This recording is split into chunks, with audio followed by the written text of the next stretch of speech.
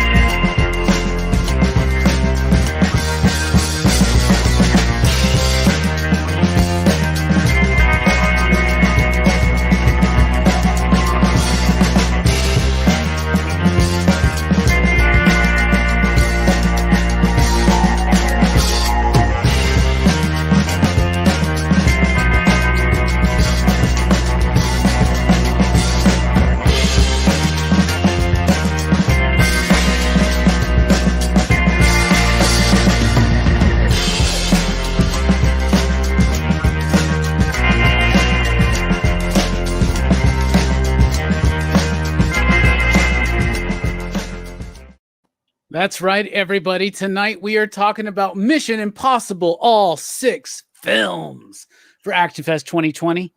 We got our good buddy Drew. He was going to be on the show, but he's at a poker game, and it's going to be a little distracting to have him on the show while he's playing a poker game. So I actually just came up with a new idea. So Drew, if you're still listening, maybe just come in at the end for the overall thoughts, and we get your thoughts there, and we can kind of convene there. However, what's up, PCP Army? Tonight for Action Fest here on PCP Movie Night, just a bunch of bros and homies chilling out, talking about movies. Please join us in the conversation. We will be covering all 6 Mission Impossible films. With me, I got Jelani. What's up, buddy? What's up? How's it going? A little delayed there, buddy. A little delayed there, bud. It's my mission, man. Jelani? Let's put it like the. Am I? Are you trying to do a dramatic delayed pause? Oh, now I have. Now I have. Somebody got the Justice syndrome. Great. Below him, we got Jay Strick. What's up, buddy? My man. My man. How you doing, buddy? Chilling, man. Chilling. Action Fest. So you've never seen a Mission Impossible film until Never this? seen one. Really? I just finished Fallout literally 20 minutes before this. Hell yeah, right? Wow. You're like Kinda rolling close. right in. Dude, just Strickland. Now you know why I started 2 weeks ago. Yeah, I should have. Yeah. Well, go ahead and start watching the Bourne movies. What's up, Brooks? Who's in the basement? How you doing? Hey. Hey. Hey. Good to have you here. Micro Man. Oh, yeah. I didn't do all the damn. Anyway. Yeah, come on, dude. I know. I'm slacking tonight. Anyway. Mission Impossible. We're doing Mission Impossible because our homie Drew and the Excitable PCP crew has established the idea that he has that this is the best action franchise ever. Movie franchise, right? So I have always felt like that was kind of silly, but I had only ever seen the first 2 Mission Impossible films. So 3 or 4 years ago, I made a bet one day. It was the Patriots were in the postseason. I don't remember who they were playing. I was like, hey, man, if the Patriots lose tonight, I want it to happen so bad, I'll even watch the Mission Impossible film. You were drunk. And the Patriots lost. And I have owed this to Drew for a while. So now we're paying it off because it is the 5th anniversary of PCP this month in July. So once again, everybody, happy PCP excitable. month. PCP day turned into PCP month. Anyway, so tonight we're doing Mission Impossible. I finally watched 3, 4, 5, and 6. Along with a rewatch of 1 and 2. Jelani had seen all these films. Mm-hmm. When they come out. Yeah. You've never stopped. I've never stopped. Now, you can't blame me that I stopped after Mission Impossible 2. Yeah. But granted. I but think you should have stuck in, man. It was worth it. And Jay Strick and Brooks had never seen any of these films. Mm-mm. Never. Okay. So we are going to dissect it tonight as the PCP Army together and figure out, is this, if not the best, one of the best action movie franchises of all time? So that's what we're going to do. We're going to talk about Mission Impossible. Overall, I'm going to tell you this. I did this a disservice to myself not continuing watching this franchise after 2. we'll get to all the shit about 2. 2 sucks, in my opinion. I don't like 2. What? Okay? Really? Yeah, really. But this is I cannot think of a single film franchise, much less an action franchise. Maybe I can think of Harry Potter did it. But I can't think of a single action franchise that gets better as it goes. And that literally it could be argued that the 6th installment in the franchise could be just one of the best action films of all time. I think the second half of this series is absolutely astonishing. And I feel like I've robbed myself. So overall, I think it's a pretty solid, but it's got some shaky beginnings. And we'll be talking about that. Jelani, overall, what do you think about the franchise? Overall, yeah, I agree with you on how lopsided it is because it's very weak at the beginning. They don't really have a guidance. But once they get like Christopher McQuarrie and J.J. Abrams involved, it turns into a whole different thing. And it has consistency, even though the last film does catch up to the first one in a lot of different ways. But from beginning to end, it's a little shaky, but I love the series. It's very clean. I like Tom Cruise. I like his charisma and how he's able to work with anyone. He works with anyone, and their chemistry is fantastic in every film, even 2. And we'll talk about 2, but I love this series. I've watched them since the beginning. We'll talk about it in a minute, but I hate a lot of things about certain films and certain characters that do dumb motivations. We'll talk about that too. But overall, I like it. It's a great action film, a series. Yeah. I've never watched Fast and Furious movies. I've only seen the first one, and I think Tokyo Drift, and I was like done. But then I watched Hobbs and Shaw, and I want to go back and watch the other films and how they progress to this. Well, slight spoilers, Action Fest 2021, buddy. Because all right. After that, the new one, number 9 will be out. Furious movie. Yeah, eventually I will have to watch them all. But that's the kind of series I like, where it's still going. You know what I'm saying? When people talk about the best action franchises in film, they typically list Mission Impossible, Fast and Furious, and James Bond. And I'm like, why do they never talk about Rambo? I was just about to say, like, why do they never mention that? They talk about Die Hard, and I'm like, Die Hard, I don't think is a solid franchise. No, it's not. It's a great film, but it's not a good franchise. Yeah. Spoilers, Action Fest 2021. So that's next year. We got Die Hard. You gotta watch that last one. Dude, man, shit. If we had to rewatch Mission Impossible 2, anyway. You're gonna talk about that. Strickland, you've never seen these films. What do you think about the franchise overall and its hype and dishype?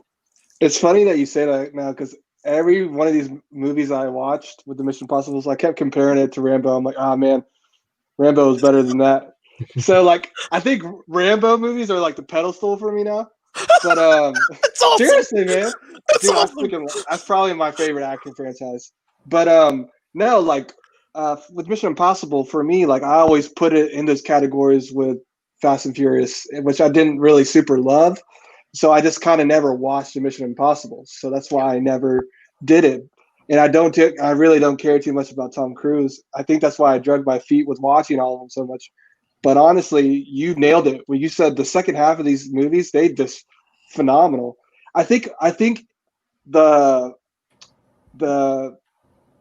years passing and the increase of technology really helped the movies. Like you see that throughout the movies. It was like the 2011 one, Ghost Protocol. He's like rocking like Apple earphones that like plug into your phone. I'm like, dude, that was like 9 years ago. I can't believe that's like outdated. And yeah, it's crazy. But like, how do you think we felt when we rewatched the first one? Oh, I know, man. Gosh, those computers, man.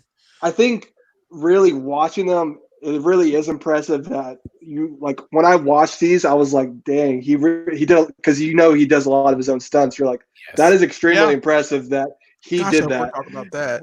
Yeah. Even though the technology has gotten better, one of the best things about this franchise is that it leans very heavily into real life stunts.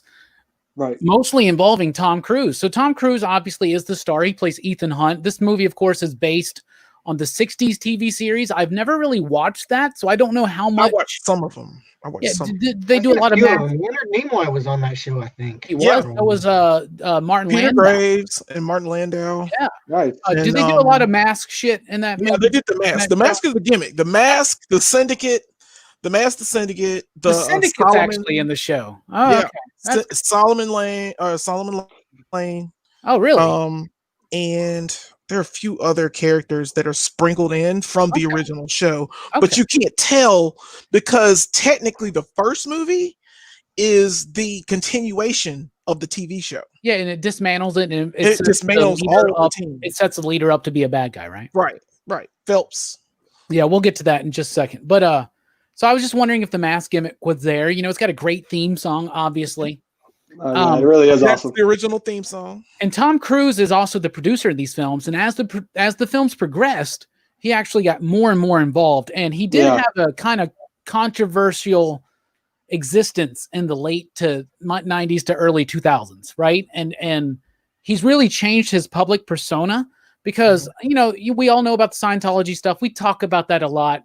And we're finally doing a Tom Cruise movie-thon. And we're not going to really talk about it too much because what he did with these movies, especially in the last three, is he completely turned the public perception away from that and back to the idea that he's an incredibly committed actor. He's a fantastic producer. He's pushing forward. He will probably die making a movie one day. Yes, 100%. I was thinking that the whole time. He's 100%. Learning to fly a jet for Top Gun, and they're shooting him in the space. Wouldn't it be sad if he died during Maverick? Oh man, yeah, that would be sad. Crashing a plane. You know what? Let's just be honest. It could be good. Let's be honest. Tom Cruise ain't dying because even if he did, the church would cover that shit up for at least 15 years. Yeah. Speaking of religious cover-ups, Brooks, what do you think about this franchise overall? I think it's really good, and it's a very well. After 2, it's a very consistent franchise. I think 2 feels like it could have been out of it feels like a whole different, universe's kind of movie. It kind of it's like I guess I kind of compare it to The Last Jedi in a way that it kind of is going in a different direction, but it's just it's got a different tone, different direction, a different Ethan Hunt. It even seems it is. But by 3 they bring it back to a little more reasonable, I think, and I think that works better. And I think the especially like 3 through 6 are really good, solid action movies. Yeah, I agree. Mm-hmm.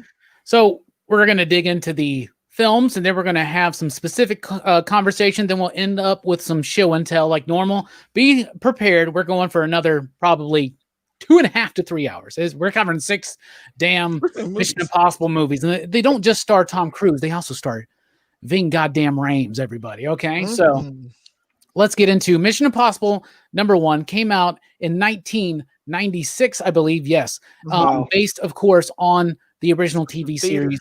It was directed by Brian De Palma, who directed a lot of great films, including Scarface. There are some big name directors, right, on the Mission Impossible list. But what's really interesting is that some of those big name directors were first timers at the same time. Brian De Palma was not one of them. Apparently, it was alleged that him and Tom Cruise had a little bit of creative differences at times. And that's why Tom Cruise insisted that each film was going to be handled by a different director. And that's cool because it brings, and I can't remember the YouTuber's name. I watch his movie reviews all the damn time. He just sits in a corner. He's got Blu-rays behind him. Chris Stuntman? Chris Stuntman. Yeah, Chris Stuntman. Yeah. Amazing dude. He loves this franchise. Loves this franchise. So do I. But he loves this franchise. And I can't remember what I was trying to say. You're talking about De Palma and creative differences, different director. Yeah. Okay. What he said was that, yes, it's a cool idea because you bring in a new director, right? And he has a fresh vision. But the first movie wasn't quite enough to establish an identity for this as a film series. The first movie for me is decent. It's okay. I remember when it first came out, watching it and thinking it was okay. It was cool. I love the hell out of the goddamn heist scene when he's like dangling on the wire. Oh, yeah. That's so good. is like the most famous image from this whole franchise, and they kind of recreate it in a way in every single film. So I think it's okay. It's a little hard to follow. I think they waste a lot of people like Emilio Estevez. I even think they waste John Voight as the villain. None of these movies, and we'll talk about this later on in more detail, but I don't think that the Mission Impossible franchise does so well with its villains, especially in the beginning. And so it's kind of forgettable. I do not believe at all, out of all the crazy shit that happens in this movie, one of the craziest things to me that I just find hard to believe is that John Voight survives being on top of this high-speed ass train, you know, and I just don't get it. But the movie's cool. It's sleek. It's interesting. It's very well directed, I would say. The story's a little muddy. It's got a structural consistency though, and it's kind of a spy thriller, and it feels more like a good heist film. That scene in particular where they're having to like pull whatever that is off that computer room, and he's on the wire and he can't even sweat on the floor. Like that's really tense, you know? So this movie is kind of filled with that tension, and I like that about it. But for me, it's just kind of an okay movie. What do you think, Jelani? I agree, except I go to another degree and say I dislike this one a lot. Like, I don't like the first Mission Impossible. The first time I ever saw this stuff, I was like, it's kind of weak. Characters of villains are weak. And the helicopter with the train just kills it for me. Something about it, it looks so fake. It looks so, excuse me. It looks so just, it doesn't look like he survived that. It doesn't look like like Ethan Hunt would have survived any of that. Like hanging off the side of the train, flipping it from side to side, not flying off in space. Just it didn't look real. It looked like a reel of something, and it was not ready for that time. 96 was getting close with CG, but you could tell. And then in the rewatch, I could tell it even more. But in my rewatch, I began to listen to the story more, and I do like the story. It's okay. Phelps has a team. That's and his protege is Ethan Hunt, and he's trying to train him, and he's got his own group, and then he, you know, the mission that they go on goes south, and he's got to run, and Ethan is the last man standing, running, trying to figure out what's going on, and it's a good story. I like it. I like the drama. Once again, like I said before, Tom Cruise has like charisma with anyone. Like he can talk to anyone, and you know you're in the room with him, and he's in charge. I think he at the end of this or the end of the series, I think he's running the IMF. I'm pretty sure he's running it.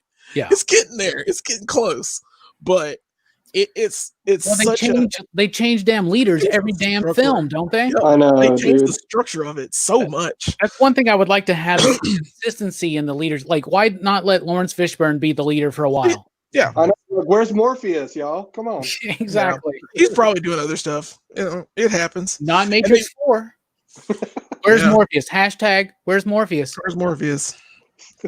Where are you? So you don't really like this film that much, Jelani? Yeah, I don't like this one. And on the rewatch, I like the story, but it's one of my least favorites. Okay. And that's saying a lot coming up. What's coming up? Because I'm critical of these films because I love this series and I wanted it to do well because I watched the show when I was a kid, like on TBS and stuff like that. They showed Mission Impossible, so I saw a good bit of it.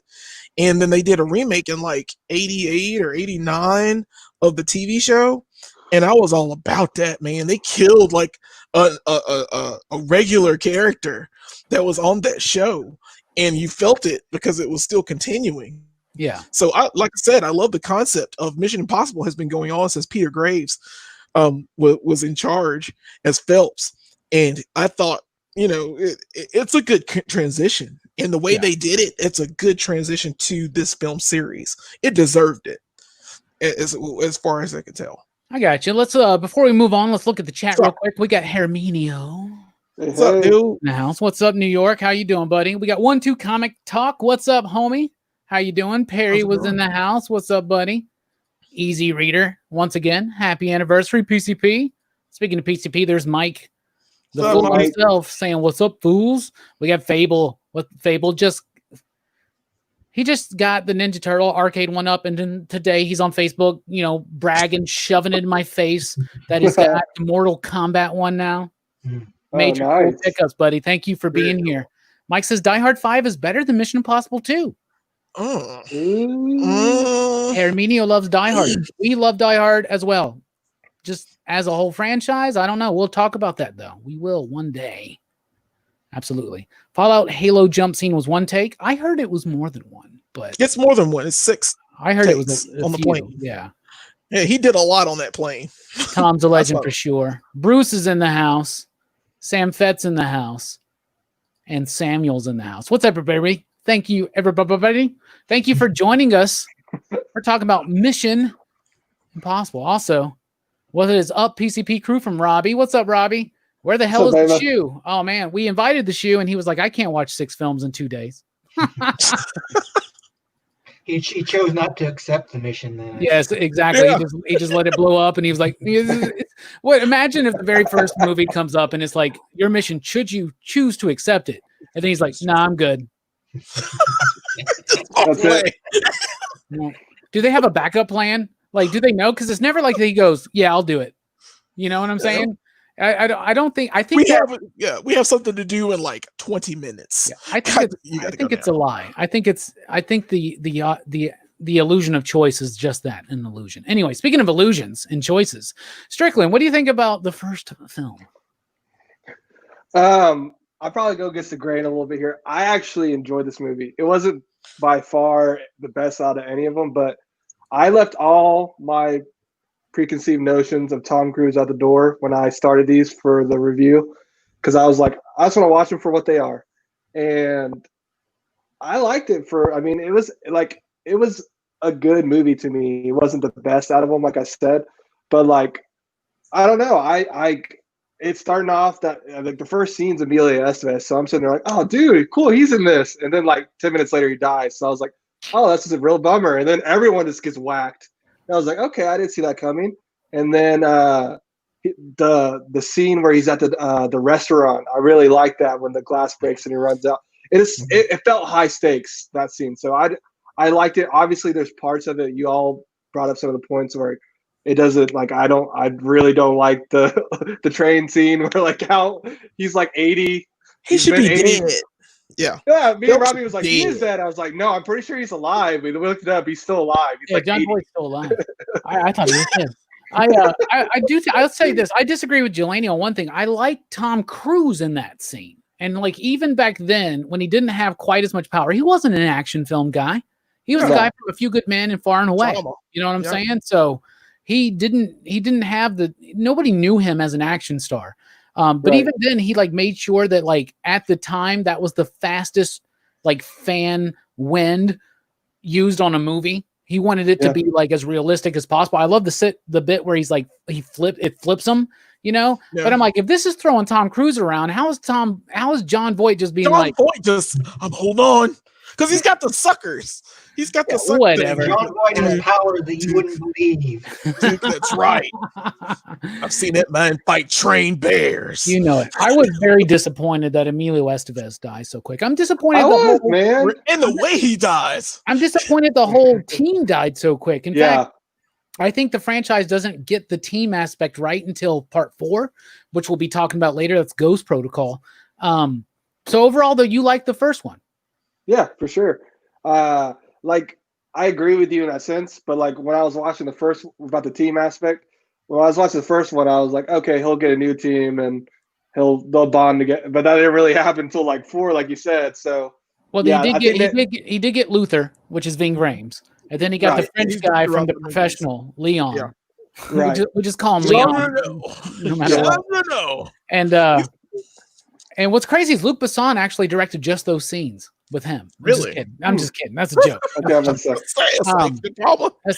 inside joke for Besson fans. But anyway, and then he turns out to be kind of like he's like a traitor, right? He's like one of the bad guys, and there's a lot of twists and it's spies, and this person, and it's the mask, you know. They don't use the mask gag near as much as they use in part 2, I think. But I'm right there with you. I mean, I think it's decent. You know, I don't think it's a bad film. I don't think it's a great film. But I think it's okay. I think it's kind of average. But you would not have been able to convince me back then that it would have launched a series that would go for 20 years. And now plus, because they already got the next 2 announced, right? So that's kind of crazy, and it kind of took a while to get on its footing. But I do like that train scene, minus John Voight. I just give me a henchman, and that movie's lacking a very good villain, I think, because they do the thing where you don't know who the villain is until the very end. You're like, oh yeah, and I'm like, I'm not attached to this dude. Maybe you watch. I found out who it was halfway through. I was like, oh, you can figure it out. But and apparently, if you have a super connection to the show, like if you were watching, like if you watched that show growing up, like in the 60s or 70s, like that would just piss you off. Mm-hmm. Like, what if they did a Star Trek movie and they're like, Kirk's a bad guy? Kirk's a bad guy this whole time. What? Yeah. That doesn't make it it's terrible. It's terrible. And that's one of the reasons I don't like the film. It takes you out of it. Because you're like, oh, they're getting the team just like they did on the show. And I thought it would just be like a remake. Yeah. But this is a continuation, and it feels that way. And it sucks. It kind of that part sucks to me. Sorry. Yeah, Bruce mentioned something really good. I do like the gum gimmick. That was pretty dope. Yeah. Yeah, that was cool. Like green light. Comic book therapy's in the house as well. And so is Coffee Girl Espresso Guy. Hey. So, Brooks, what do you think about the first film? I think the first was pretty solid.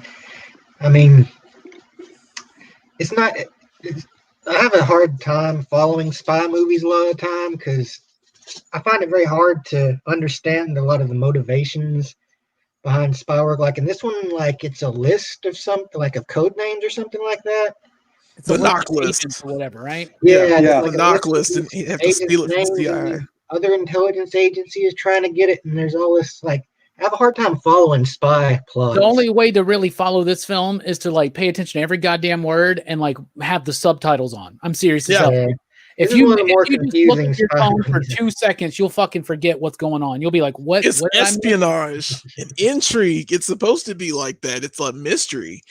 It's supposed to. That's why it's so slow in certain parts of these films, because you need to know what is at stake. It's still and a the knock list was like, you gotta realize all of these CIA agents cover is blown. I gotcha. It's still a movie though, it man. Happens. You gotta. It's still a movie. You can't. I don't know. All right. All right. I gotcha. So overall, and you out there in the chat as well, out of 5 possible you digs, what do you give Mission Impossible, the first film from '96? Jelani?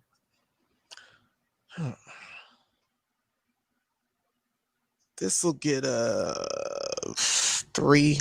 You digs? 3. I'm saying it's average. I'll eventually probably watch it again. I may never watch it again. It's just it's there. So it exists. It exists. It starts it. So okay, I give it a 3. Serious. I do like the little bit that Emilio Estevez is in there. I just wish that. Yeah, I hate the way he dies. It's eye things. He Coach dies Bombay. horribly. Right? Jay Strick, out of 5 possible you digs, what do you give the first film? I'm giving first one 3.5. Okay. I enjoyed it for what it was. You all make some valid points. I think, like Brooks was saying, I feel like it does suffer from like. So at some points in the movie, I'm like, what the hell is going on in a sense? Because I'm like, was I supposed to know who that was that just died? Yeah. Like the one chick in the car, it kept showing that scene over and over, and I'm like, who was that? I was like, I don't know who that was. I was like, was she on the team? Like, was she not on the team? I'm still confused by that bit. I've seen this movie 3 times. But I mean, but like I highlighted all the points of why I liked it. So just to reiterate that I enjoyed it for those things, and I think I would watch it again.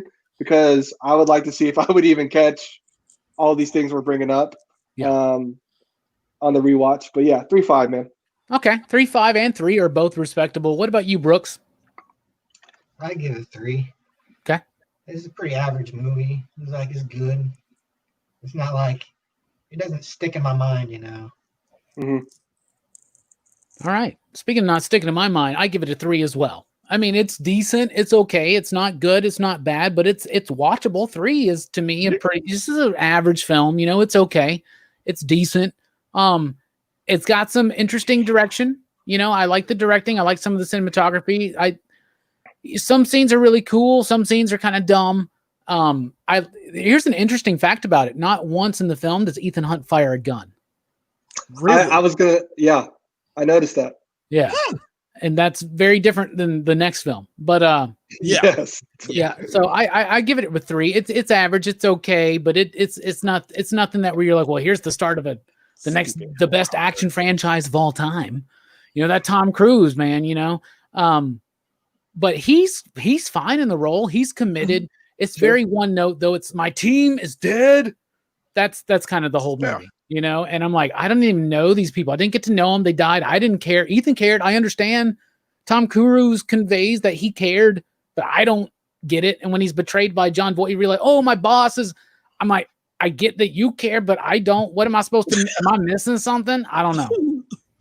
So they're trying to show how they're dead.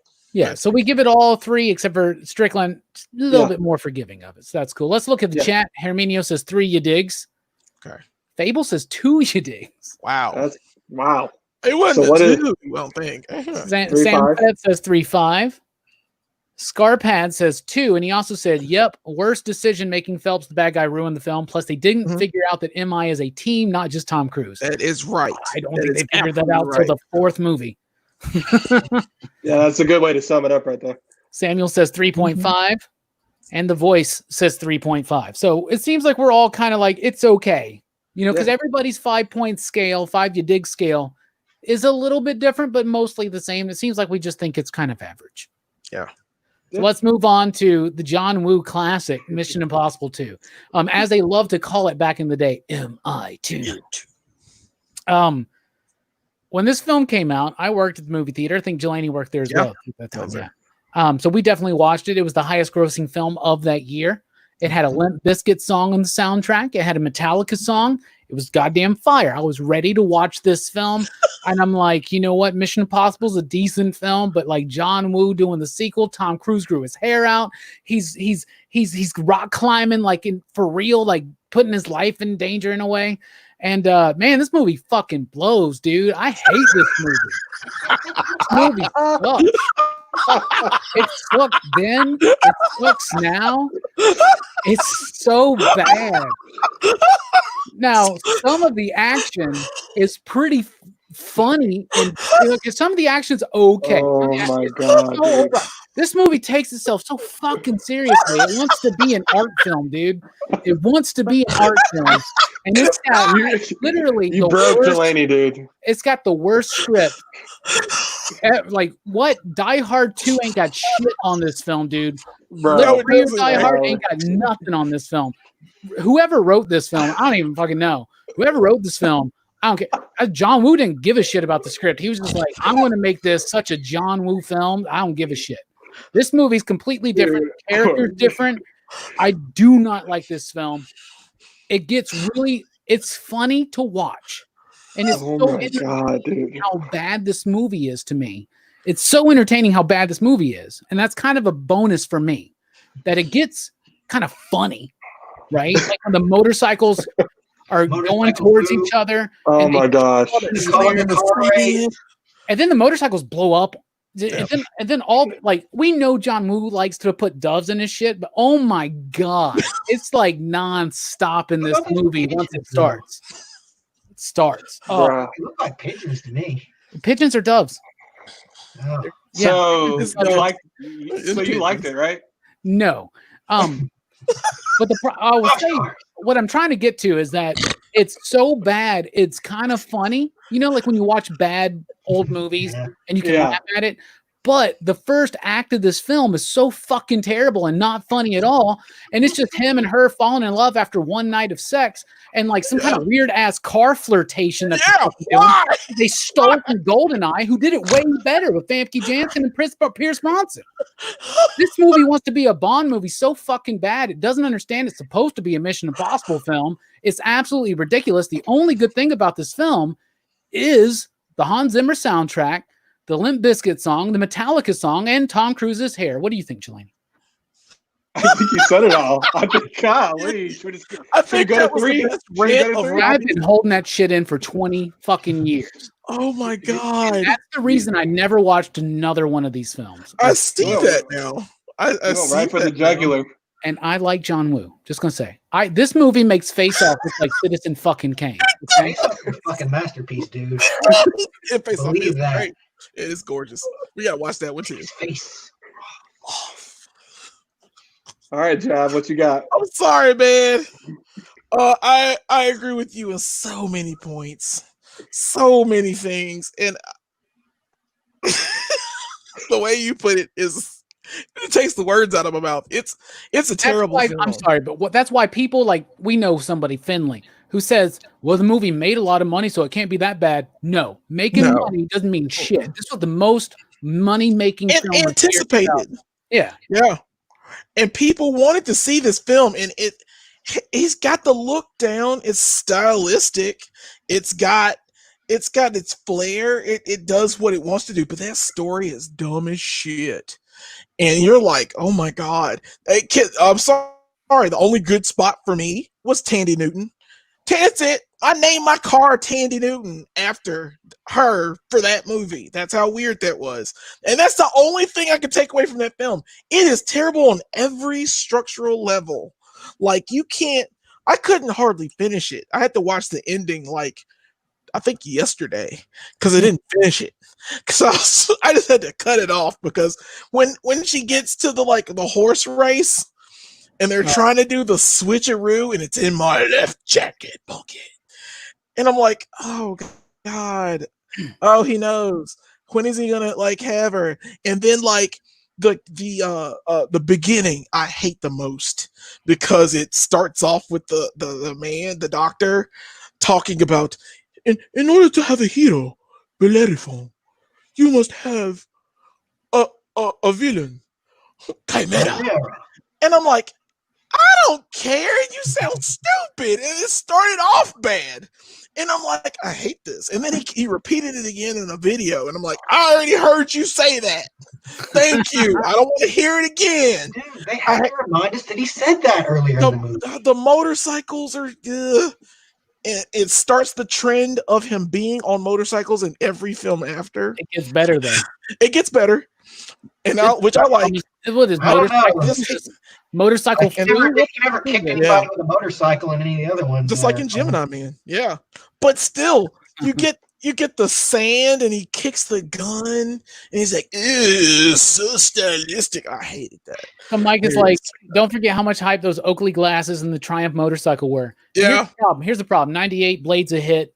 99 Matrix a hit. Everybody thinks they have to wear those fucking shades in every goddamn movie. Gotta be cool. And he's got to throw them in slow motion. Explode. Worst mission explosion of the fucking franchise. And I'm even including when the payphone didn't fucking work. And I forgot to mention how shit Dougray Scott is as the fucking villain. Yes, I was getting there. Thank God this movie prevented him from being Wolverine. Yes. He killed him. Oh, that's the guy. That was the guy who's supposed to be Wolverine. Yeah, he gave it to Hugh Jackman because he was doing something else. Ooh, dodged a bullet on that one, boys. He was doing Mission Impossible, and he gave it to Hugh Jackman. That is right. He gave it to Hugh Jackman for that role. And it's a rare instance where Mission Impossible fucked with the superhero movie and actually was for the benefit. Yep. Not like Superman's mustache. Yeah, I'm about to say. We're getting there. It was better for him to do this film than that other one. Scott sucks in this film, man. The villain, and he didn't have anything to work with. Maybe he's a good guy. I don't know. But like, this ruined his career. It ruined his American film career, dude. And I hate the South African dude with the nail thing, and I hated him to Hugh. Oh yeah. Oh yeah, the Hugh guy. She's gigging for it. I'm like, ew, I hate you. I don't know about what it was about him. I'm glad he died, and I'm glad he died with the mask on. They peeled the mask and it was him. I was like, yeah. It does have some good stunts though. It does. The rock climbing's pretty dope. Yeah, the rock climbing. Rock climbing's dope, and that's literally Dougray Scott throwing a knife down, stopping like a quarter of an inch from Tom Cruise's eye. It's on a damn precision cable so that it would stop automatically. Could you imagine? Like, how does Tom Cruise maintain his coolness? I don't know what he does. I guess it's That man is a genius. Scientology. It's Anyway. Scientology. Strickland, what do you think about this film? Maybe you'll be kinder. Yeah, it was super cringe to me. It's just cringy. Like, I felt like, you know that feeling when you're watching something and you get like secondhand embarrassment for something? Yeah. Like, that's how I felt. I'm being serious. Like, because it's just like, this is not how people like talk to a woman and like hang out together with the homies. You don't She's talk just like a that. piece of meat. We're going to use And just her. like what's his face? The villain was probably the worst part of the movie to me, more than anything Tom Cruise did, because he was so I think there's dumber. cringy. To be honest, Gosh. we're getting. But you're right.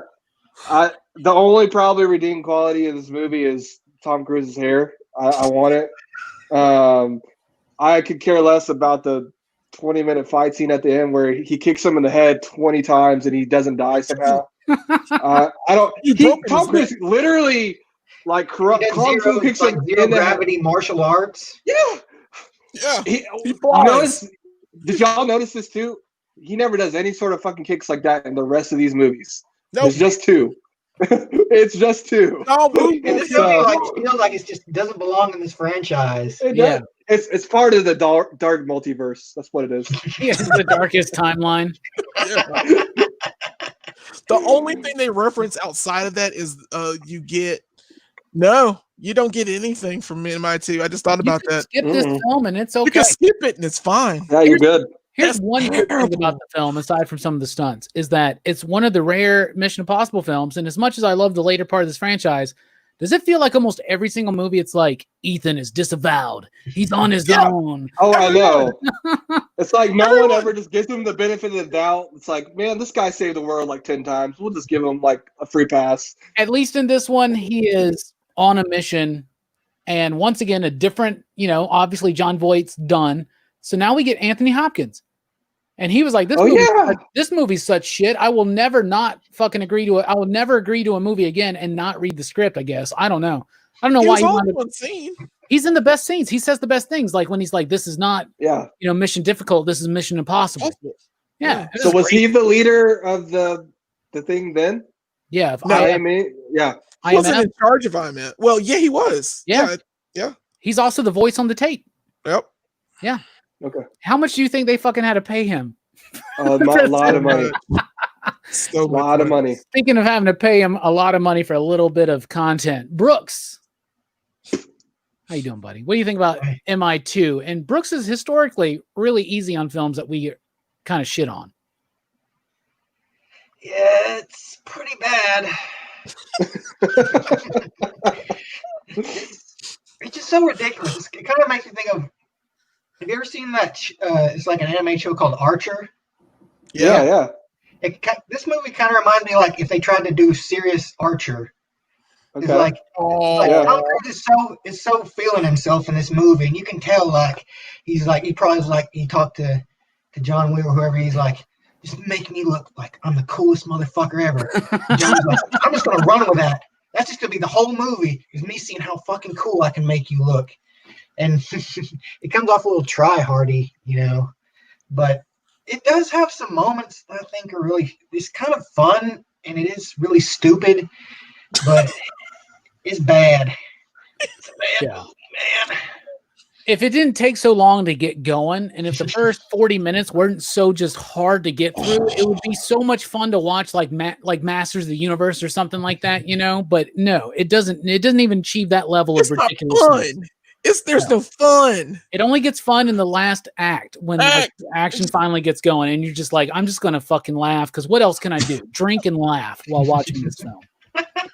That's all you can do is just drink and laugh. Yeah. Drink and laugh. Laugh and drink, then drink and laugh. Yep. Rinse and repeat.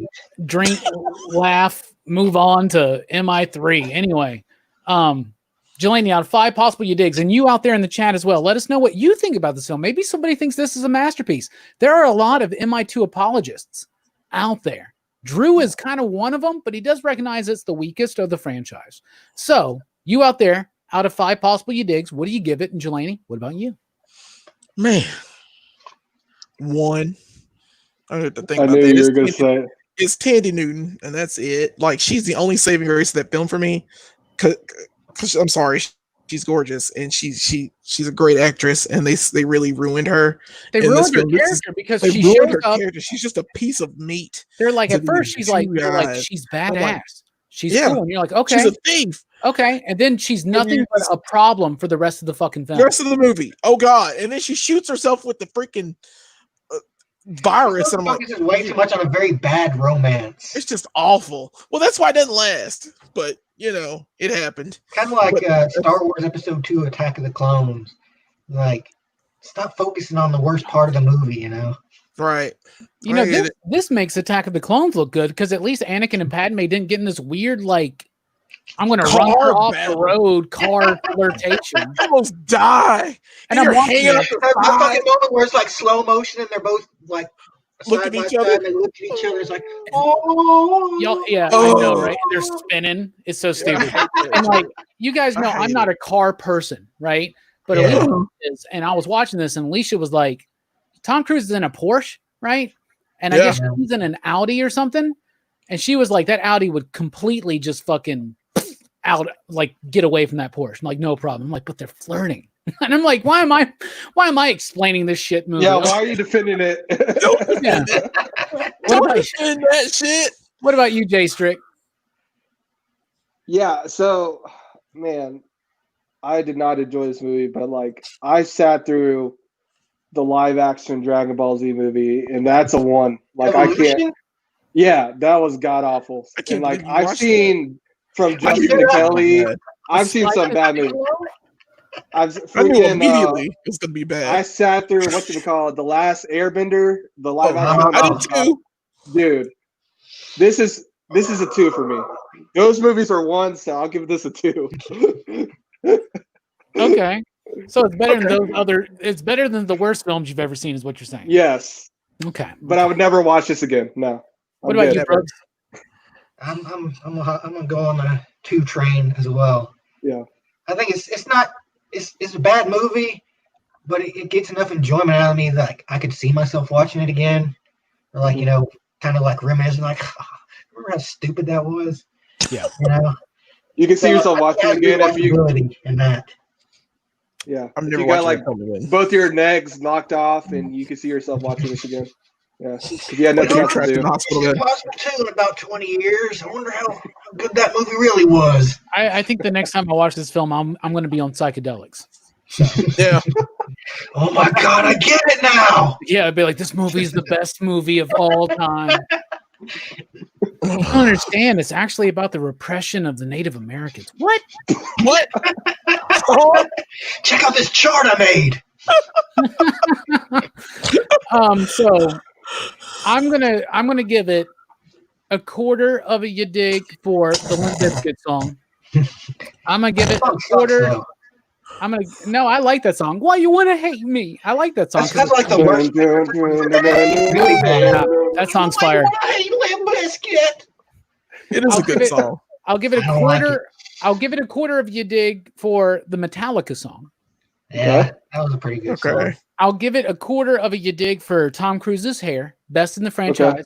Okay. And I'll give it a quarter of a you dig for keeping Dougray Scott from playing Wolverine. Yes. So that means I will give it 1 you dig. Oh wow. You have to get quarters in. And those are the literally the 4 reasons why. Like that's otherwise it's off the radar. This movie doesn't even exist. It's a Blade 3. It's done. It's not part of it. You get nothing from it. I was trying to see if Blade Trinity. No. We're talking about when you introed this movie, I need you to cut it out and be the intro for all your next YouTube videos. Because it was like the best rant I've ever seen you do. That was great. 20 years of pent-up aggression about this movie. That was fantastic. This movie fucking blows, dude. That starts off. Let's check out the chat. Mike says 3 you digs. Holy cow. Okay. Wow. That's high. That's intense, dude. Chill Sam out. Fett says 1.5. Samuel says 2. Scarpad says 2. Fable says 0.5. I like a 0.5. I think that's as low as we can go, right? No, you can 0. Zero. What? You can give a 0. I think Jelani's given a negative one time. Yeah, I forgot what, but I'm sure it was bad. Herminio says 2 as well, and he also seconds that DBZ, the movie, the live action American movie, was terrible. I'm so glad I never saw that film. I'm so happy. All right, let's get this bad taste out of our mouths, and let's talk about Mission Impossible 3. Mission Impossible 3, I think, is way better than 2. And I remember when it first came out, everybody was telling me, he's like, no, man, no matter what you thought about 2, you got to watch 3. And I never did. I was like, I don't buy it. There's no Philip Seymour Hoffman's a great villain. And yes, for the first time, they have a good villain in a Mission Impossible film. Now, he performs well. He literally has no fucking motivation in this film. Okay? I don't know nothing about this guy. Okay. What's a rabbit's foot? He just tells me he's badass. Okay. Mm-hmm. The suspension element, like the element of suspense from the first one, disappeared in 2. It did not come back in 3. 3 is crazy on action, and it's fast. And it's structured just like bam, bam, bam, bam, bam, bam, bam. It's pretty cool. The gimmick of having the interrogation at the beginning, of Ethan, he's like, and you think, like, what happened? And you're trying to figure it out, right? Well, I already knew that Michelle Monaghan was back in one of the other movies, so I was like, well, kill her. But I get it. Philip Seymour Hoffman performed a great villain for the first time ever. There was a villain. But I just didn't understand what the hell was going on in this film. I like the film. I think it's better than 2 and 1. At this point, it's the best film. 3 movies in, it's the best film of the franchise. Yeah. So really? I think so. It's directed by J.J. Abrams. This was the first time J.J. had directed a live action film. Okay. He had only done television before. I do consider myself, I guess, a J.J. fan. In a way, there are things of his I like and things I don't like, but things I like I really like, I love Lost. He helped create that show. I didn't like Alias, and that was his show, right? Didn't like that one. Yeah. But and I like his Star Trek reboot, at least the first movie. I haven't seen 3 yet, and I hate 2. 3 is pretty good. But I think he's okay. And this movie is okay. But it's kind of like, it's more hard to follow at times visually than the first movie or the second movie, but I do like it. I just wish that I knew more about, like, build me, like Philip Seymour Hoffman had he could have been a Blofeld. Do you know what I'm saying? He could have been going. He could have been something to Ethan Hunt, like an arch nemesis that could have gone a few movies, but they just kind of wasted him. I feel like in this film. The action's pretty cool. I think this is the most CG relied stunts in the whole franchise. I think this had the most CGE type stunts or whatever. But it was good. I like it. It was definitely a course corrector, but they hadn't quite gotten there yet. But I do think the movie's solid. And like I said, I think it's better than the first 2. What about you, Jelani? Jelani, what about you? I think, about it's too much get up and go for this movie. I don't know how to explain that. I'm trying to pick my words for it, because it's not to me it's an okay film. It's all right. I don't think it's the best in the series, but the concept, I said it was the best in the series at that point. You're right. Okay. Yeah. Okay. Well, then I'll say this. I just don't want you to misrepresent me. I didn't say it was the best in the series. Yes, sir. You were getting there. I thought you were, because you were like, you like J.J. Abrams. That's fine. But this film is jumbled, and it's kind of like J.J. Abrams in some of his films. He likes a soft reboot for a lot of things. So he just softly reboots it. He gives you a taste of what you want. He gives you a compelling villain, just like in Star Trek. You know what I'm saying? And you get the sense that it's back to that. It's supposed to be back to that story-driven concept it should have been, but it's like I said, it sets up Benji, because you get Benji the rest of the series. Yeah, you get the just the intrigue of his wife, and in fact, Ethan Hunt. You realize that Ethan Hunt wants to be married. He wants to have a life, but this other life keeps calling him, and he's so good at it. Yeah. You know what I'm saying? And it shows the duality of how he wants to balance his family, or how to start a family, and how he wants to pursue saving the world. And he's getting to the point where he's already done too much outrageous shit already before. He's just He just went through MI2. So, Yeah, right.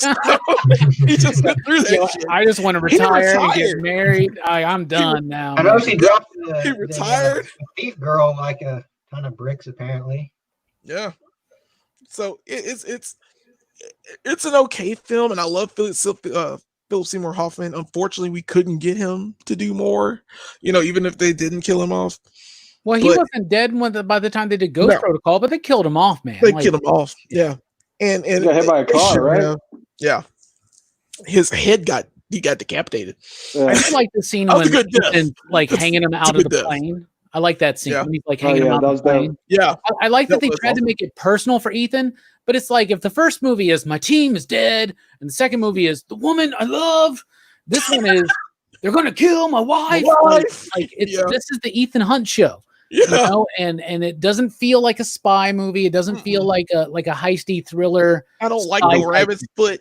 I don't care about. I mean, you don't know what it is at the end. It's just a J.J. Abrams MacGuffin thing that you have to chase, and it's just there. And I'm like, okay, yeah, he's got to get a rabbit foot, and then you never find out what it is. I'm like, that mystery did need to happen, but it's little stuff like that. So, it's an okay film. I'll watch it again. But it's good setup for the rest for what's coming. Before we move on, and it does introduce Simon Pegg's Benji, which is awesome, and Luther's in it as well, and he is also in 2, and he's the one of. I should have given it It's one of the best. I should have given it a quarter of a dig for Mission Impossible 2, but I'll merge his you dig in with the Metallica one. Anyway, you get Benji. I do want to point out the Easy Reader said Mission Impossible owes him a you dig. Talking about 2, right? Yeah, talking about 2. Yeah, talking about 2. It owed him a you dig. That's how bad it was. It owed. That's pretty funny. Jay Strick, what do you think about 3? I actually like 3. I probably like 3 as much as I liked 1. But honestly, let's just all probably in agreement. Like after 2, they could have done anything, and it was probably going to be better than 2. So like. If it was just like Tom Cruise like sitting in front of the screen for like 2 hours, it's probably going to be better than 2. So I don't know. I like 2 because like I like the idea because like don't they say like 10 years has passed right since 2 or something like that? Yeah. Like he's been doing like he's training other new agents. That's what he does. Yeah. And I like the idea of like he wants to like settle down and get married and kind of separate the work and all that and try to see what a little bit of normal looks like. But the reality is like, you can't really have the normal, but it's funny too. I like, cause as the movies progress, you just kind of you see things that you don't see before. Like I love that scene where it takes place in the 7-Eleven. You're just like, when was the last time you saw one of those? But I like the movie for what it was. I think there was things I could pick out that I didn't enjoy, but overall, I liked. It was kind of like a soft reboot, like you said, Jelani, but I thought it worked, and I think it sets up the next 3 perfectly. What about you, Brooks? I thought 3 was all right. It was definitely an improvement over 2, and you could tell they're kind of doing a turnaround on the franchise, kind of moving a little back towards 1, and it works, but it is kind of suffers from the same thing as 1, and like I don't know or really have much interest in what is actually going on. It's like he's got this thing, the dude, they don't want the dude to get the thing, and stuff. That's all it is. Yeah. But it's still like vast improvement over the second movie because it seems more like a straightforward movie and not just like a bunch of stuff. Yeah, maybe even that is kind of like a lot of stuff too, but I think it's better. Maybe even JJ realized all I got to do is just make a decent action film. And after the last one, they're going to be like, yeah, okay, this is pretty. It's good that it accomplished what it set out to do, which was like reinvigorate the franchise. Yeah, and like the biggest thing to me is they waste what could be the best villain in the franchise, and a lot of people list Philip Seymour Hoffman as the best villain of the franchise, which to me shows a big weakness that the entire franchise has. He doesn't have a whole hell of a lot in this movie. Yeah. And I don't understand his motivation. He's not threatening to me. He acts threatening. He's like, I'm gonna kill her. I'm gonna kill her, bro. What's your name? What's your I'm gonna find out. I'm gonna kill you. Yeah. Okay. And then he does. Okay. So, He's just the dude that's there. You know who's a better villain? I'll get you, He-Man. Skeletor would totally own Philip Seymour Hoffman. Yes, he would. Yes, he would. So let's get to the ratings. And you out there in the PCP Army right now watching, let us know out of 5 possible you digs, what do you give MI3? And thankfully, this is the last one to keep that whole idea of MI2, MI3. Right. What do you give it, Jelani? I'll give it a 2. I think the first one is better than this one. It's just the guy goes. Brooks said it perfectly. Guy goes get a thing, and it gives a thing to the thing, and it's it kind of just feels jumpy to me. It starts great, like it's the setup for it. This is how, if you're gonna soft reboot, this is how you do it. I might not watch this one again. I don't know. I almost fell asleep during the second watching of it because I was just like, I know what happens, but yeah. But I waited to see Philip Seymour Hoffman's head leave his body, so that was a cool. That was awesome.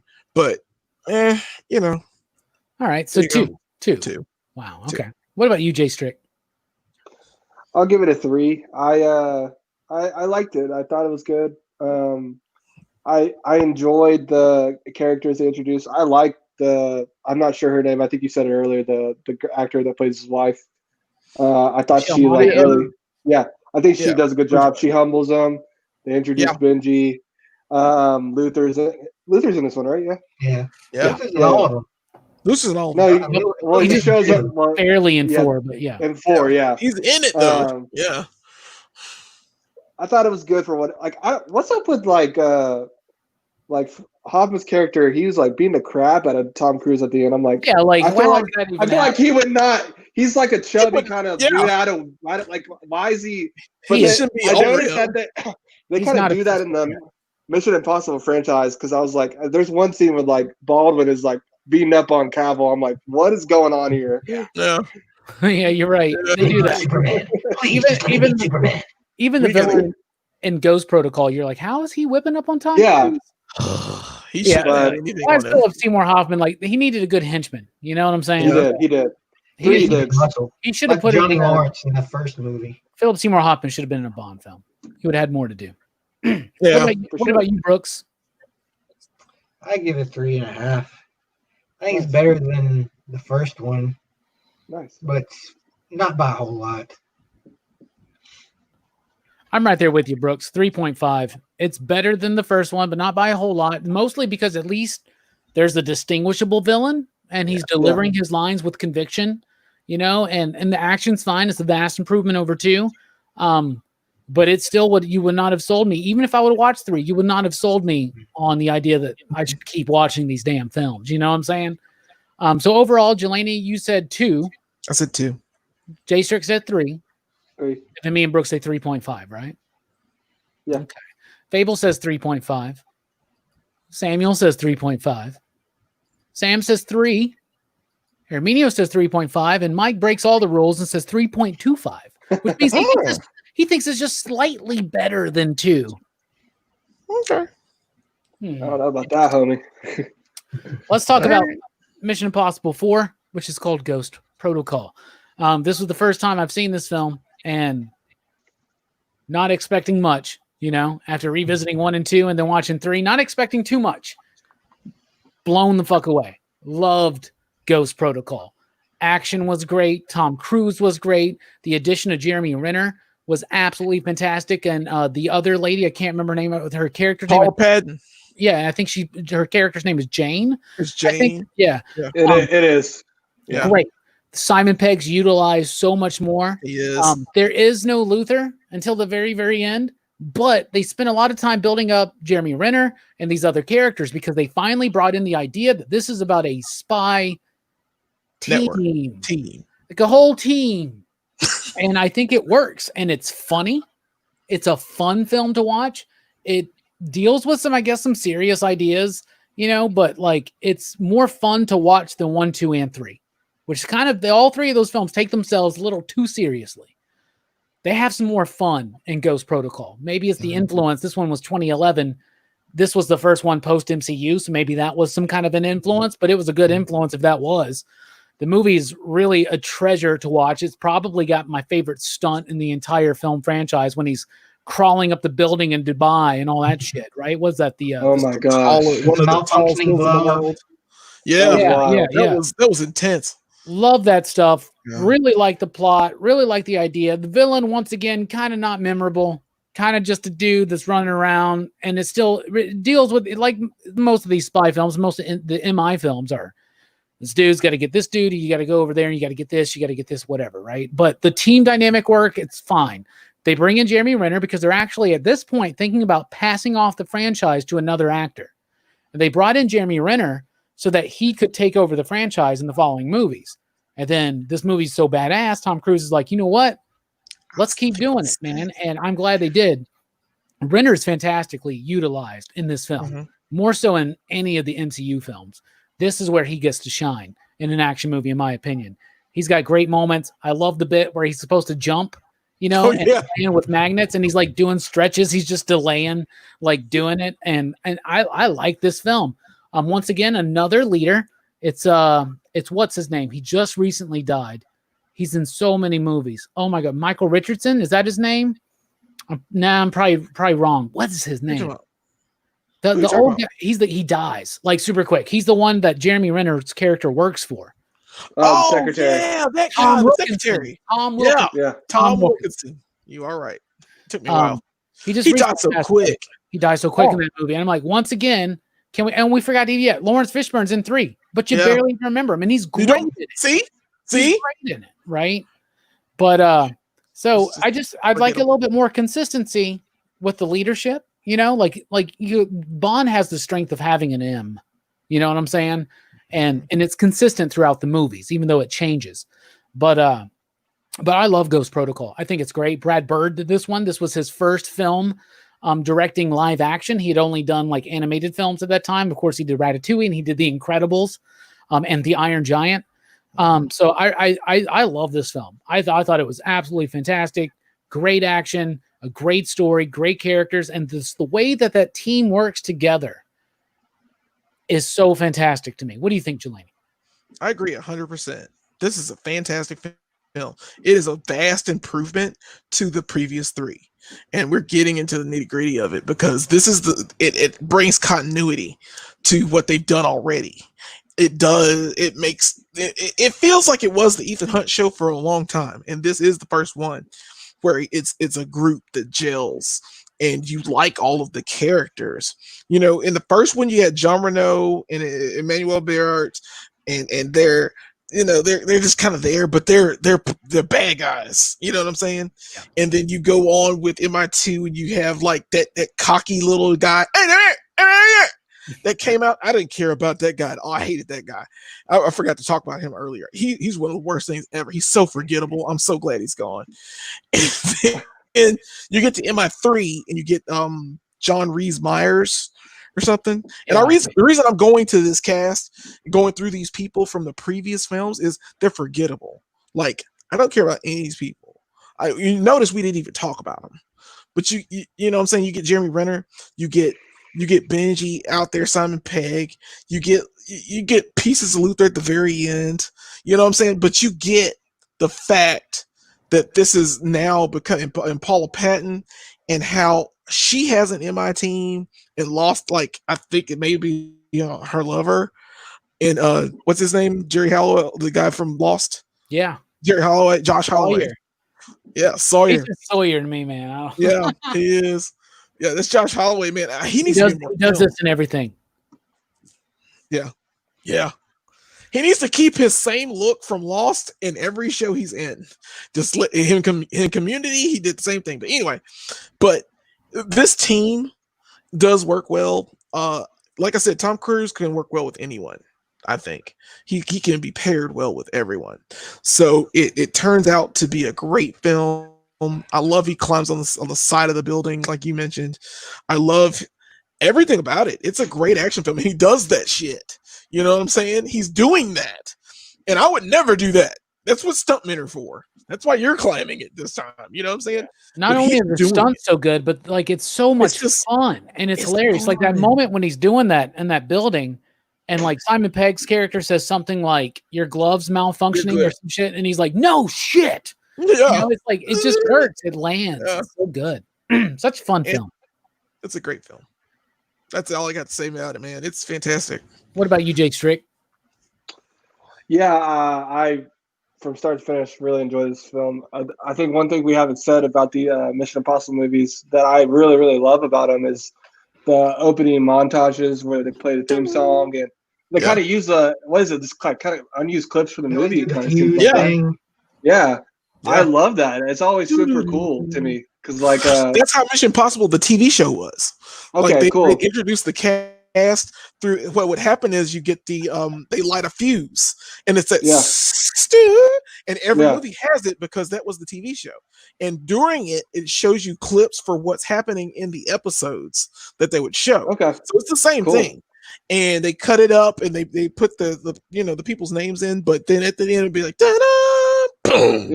Yeah, so all of them are like that. It's just it kept that theme.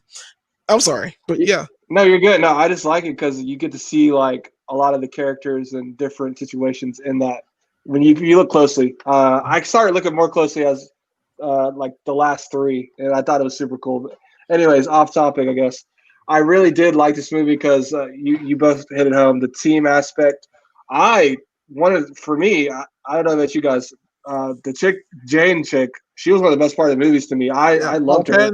I was super sad that she wasn't in any of the other ones because I was like, she was beautiful. She kicked ass. The scene where she fights the chick and kicks her out the window, I was like, oh man, that was awesome. And like it kind of seems like she was like the only chick to not really fall for Tom Cruise. Like I know they had the kiss scene, but it was more of trying to about the mission. Co-worker kiss. And she was like mourning her person that she lost. And so I thought that was cool that they had like a character in that position like for that. And you all nailed it. I mean, Jeremy Renner is fantastic. Simon Pegg's fantastic. From start to finish, I just really enjoyed this movie, man. Ghost Protocol was excellent. And we're getting almost as good of hair as Mission Impossible 2. Yeah. From Tom Cruise in that one. Right? Speaking of good hair, what about you, Brooks? What do you think about this film? Well, I thought this movie is definitely a step up. And I think it's really a good setup for kind of a true reinvigoration of the franchise. Like let's get a solid group around this character, Ethan. Some people that can work with him, and instead of just changing up who he uses every time. Or killing them in the of first Luther. 20 minutes. It's like he calls Luther and some random guy who's not going to be in the next movie. Yeah, but this time it's like they're finally starting to kind of build a support network around him, and I think they work really good. Simon Pegg's really funny, Luther's cool, and Jeremy Renner's character is great. He had a good story and how he has like kind of a connection to Ethan. Yeah, he's kind of nervous around him and like why he's not revealing his full potential in the beginning. And apparently, I think this movie is really great. Yeah, and apparently the bit where you find out that his wife is actually really alive and she's in hiding, that was added on later on, apparently.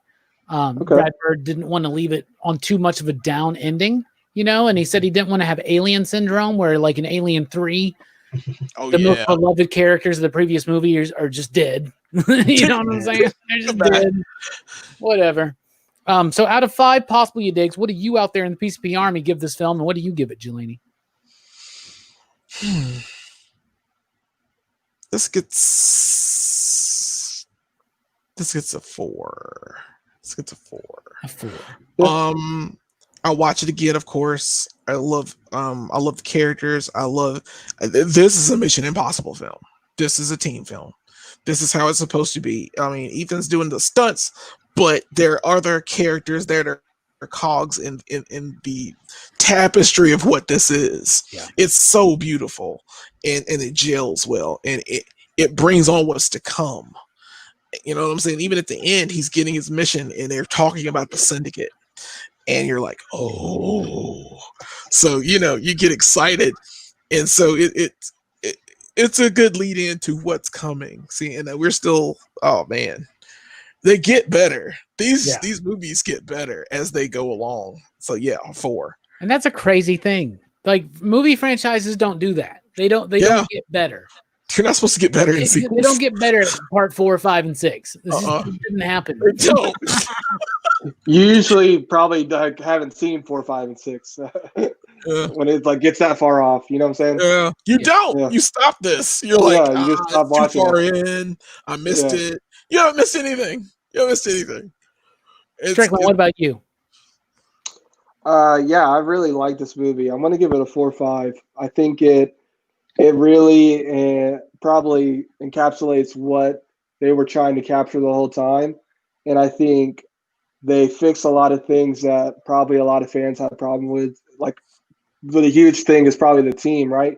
Even though the villain's forgettable, you're so enamored with the team and what's going on and the action, and it's action-packed, man. That you just kind of forgive it because you're like, it's Mission Impossible. They don't have to have a good villain, I guess. So man, I really did enjoy the movie. I like that they. I guess I didn't know that about you said the ending that they came back and redid that. I like that I guess she was alive and he watches over her kind of in a sense, and she got to live a life. I think that's cool. Hell yeah. What about you, Brooksy? Micro Mario Machine 4. Okay. Yeah, it's a step up, and it's a movie I really enjoy. But it doesn't stick in my head as much as some of the later ones. I think it's not as memorable, I guess. Okay. I mean, I remember really enjoying it. I'm gonna go 4 or 5 because I love the hell out of this movie. It really blew me away. I like the action. That scene, it's incredibly memorable to me because that scene alone on the skyscraper is crazy as hell. And the glove stops working and he has to run down. Then he has to do that swing and he goes through the building. And then what's her name? He uses rock climbing skills. Yeah, right. Yeah, then Jane kicks that woman out of the window and then all kinds of craziness. They're trying to build the mask, but the mask won't work all of a sudden. Yeah. Right. It's just so tense, and it brings back the tension, the suspense from your typical spy thriller. You know what I'm saying? Yeah.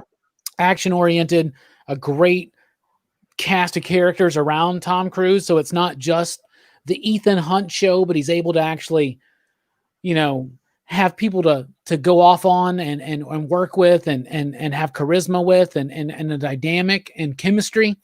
And it's so much fun. It's hilarious. I have so much fun with this movie. It's 4.5. It's one of my favorites in the entire franchise, if not my favorite. Like, I love the hell out of this movie. However, once again, kind of a weak villain. And out of all the stunts in Mission Impossible, they're very unbelievable.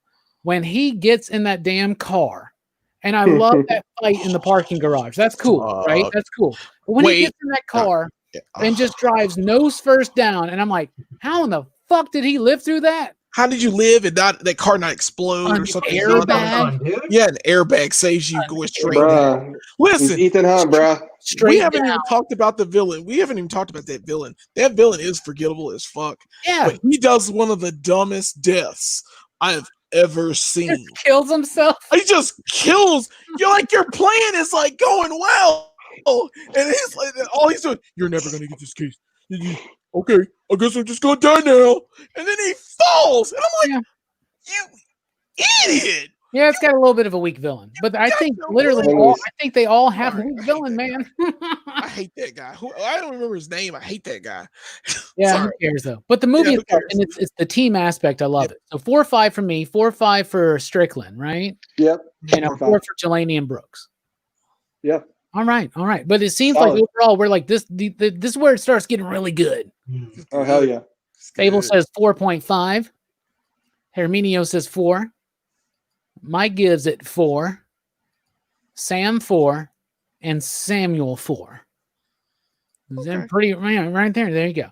Now let's talk about part 5, Rogue Nation. I think Rogue Nation is great. I think it's good. I don't think it's as good as Ghost Protocol. One of the reasons why, you lose 2 of the best members of the team from the previous film. And I'm talking about Jeremy Renner, because he's in this film.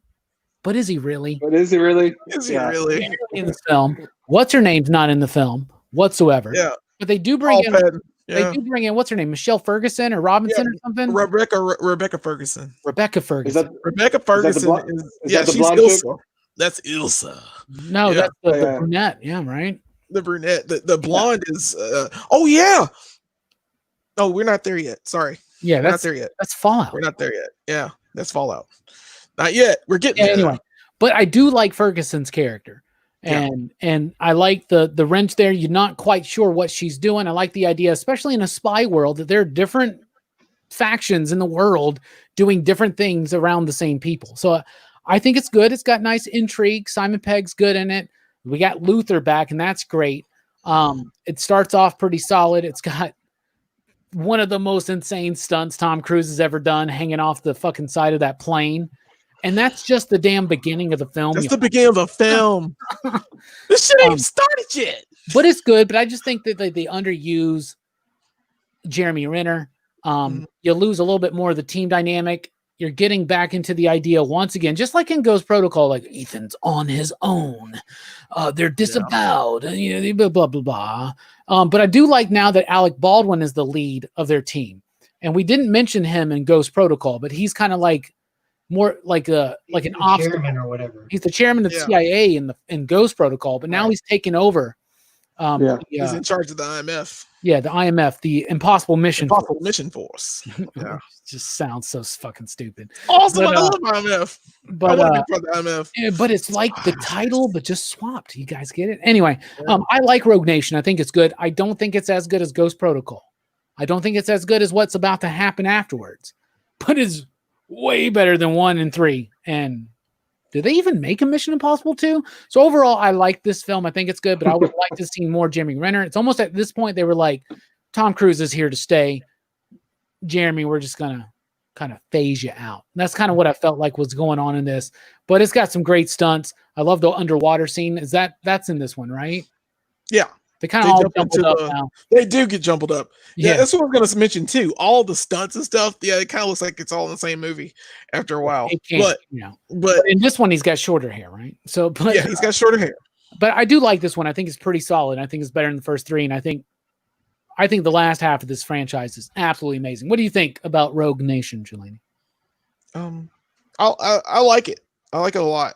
I think they get progressively better. I think it's probably on par with Ghost Protocol in a lot of different ways. Yes, they don't use Renner as much. Yes, he's on the run, but it's like you find out that there's the Syndicate, and you find out that the villain Solomon Lane is involved, and it starts out with the record store. Yeah, that was cool. Solomon just kills that girl, and I'm like, oh, you getting it now? I didn't even know her. And I'm like, oh, yeah, you going down, buddy. And I couldn't wait for his fall. And then I saw his fall, and I was like, oh, yeah, this is fantastic. Rebecca Ferguson is fantastic. She plays Ilsa, and she's just a double agent working with the Syndicate and, with Ethan to try to, like, clear his name and she's trying to clear her name to, stop this terrorist from killing all these people. And I love this film. I love how it's establishing what this universe could be, because like they're gonna probably do 2 or 3 more of these. I'll watch all of them because of what's setting up or how beautiful it's going. And it's shot well. I love his stunt of jumping in the water. I don't think he was in the underwater for 3 minutes. I think he was there for probably 5. He learned to hold his breath for up to 6 minutes, though. Yeah, he did. Yeah. That's what this is what's crazy about Tom Cruise. Like, he's like, I only do this movie. I'll do this movie, but I got to learn how to hold my breath for 6 minutes. Like, what? I got to learn how to fly a helicopter. You can just CG stuff, man. I'll do this movie, but I got to go to space. So yeah. Right. Yeah. I do like the idea of the Syndicate that they're building up to this thing, and it's a cool idea, and I like it. It's an idea that you've seen And plenty of movies like this, though, right? But I want to see a foil for the IMF. You want to see, G.I. Joe versus Cobra. An anti-MIF. Yeah. You need to see something like that because it's a fictional it's their Spectre. Story. Yeah. It's their Spectre. Yeah. So and Lane to me is we're getting the idea of what a villain can be in this franchise, And I like that they leave the villain alive. And I love how they capture him at the end there too. Yeah, I love the box. Really clever. I love that bit. Yeah. It's really good stuff. So I do like this film, and I do. It's very, very good. What do you think, Strickland? Yeah, I enjoyed this movie a lot. I probably lean towards a little more like what you said, Robbie, in the sense I think Protocol stronger. But I think a lot of people like Rogue Nation. I was reading like a lot of different articles and shit. People really like Rogue Nation the best out of all of them. So I could totally see that, like what Jelani said, that opening scene where he's in the booth and he gets the mission, and it's like totally not what I expected, And I thought that was cool. But yeah, the introduction of what's her name, the Elsa chick, she was really awesome. And man, I like this movie. It was really strong. I love that opera scene too, man. That's so it's so clean. Oh, even though I was like, why have they got 3 people there trying to kill this one dude? Yeah, that's unnecessary. And then and then you blow them up in a car anyway. And I'm like, okay. It's because in these kind of films, it's like a heist. It's just like a heist film. It's like, but you thought that we were doing this. But we knew that you thought that we were doing this. So we blah, blah, blah, blah, boom, right? It's convoluted. Now, this is the first one done by Christopher Mcquarrie, which has the luxury of being the only returning director in the franchise. He came back for the next film and has been attached to part 7 and 8. Mm-hmm. So Tom Cruise because of what's going on. Tom Cruise and him are vibing really well, but also wasn't he the director of Edge of Tomorrow, I believe? Yes. Yeah. Yeah, he was actually. I'm a big fan of his as a screenwriter, first and foremost, because he was the writer of Usual Suspects, which I think is one of the best movie scripts of all time. And then he did this little known movie, sadly. One of my favorite modern westerns, neo-westerns, would be Way of the Gun, which is his first movie written and directed. And I fucking love that movie. And that movie is an action movie. Like they have a car that stops every 10 feet, and like they do so many things intentionally against the action tropes. This one just dives full into it, and he does it well, but he's such a great writer, and his dialogue is so good, and the dialogue is so great in this film. This is the best dialogue in a film since part 3, when Lawrence Fishburne has some kind of line where he says something like, I will cut myself and bleed on the flag to keep the stripes red, or some shit like that. And you're like, damn, who wrote that? But every line of dialogue in this film is really, really solid. It's probably one of their tightest scripts outside of Ghost Protocol, in my opinion. What do you think about this movie overall, Brooks? I think this is my favorite out of all of them. Wow. I like the Rogue Nation, the Syndicate guys. I think that's a cool idea. Like a bunch of rogue spies that team up to try and make some kind of revolution, but on the down low. Like I like this movie a lot. I think it's probably I think I like this. Yeah, I definitely like this one the best out of all. All right. And so now we're getting to the ratings. And so everybody out there, let us know out of 5 possible you digs, what do you give Rogue Nation? And then we'll start here with Jelani. It is on par with me with Ghost Protocol. I'm gonna give it. I'll get a 4. No, I'll get a 4.5. I take it back. I'll do a 4.5 because, like I said, I think they progressively get better, and it is that I will not only watch this again. I could watch this tomorrow and be okay with it. Yeah, me too. It's pretty cool. I like all the characters. It's the rewatchability is fantastic. It's a phenomenal film, and it only sets up what's to come. And I like how we keep going with, and it gets better. And Mcquarrie was like a writer, I think, only Ghost Protocol, and then he moved to this full directorial. So he has a feel of how that team gels and how he wants the continuity to run. That's probably why he's finishing it. Just like the Russo brothers, they had a great, kind of chemistry with how they made the Marvel films work for them with Infinity War and Endgame. So it's this kind of the same setup.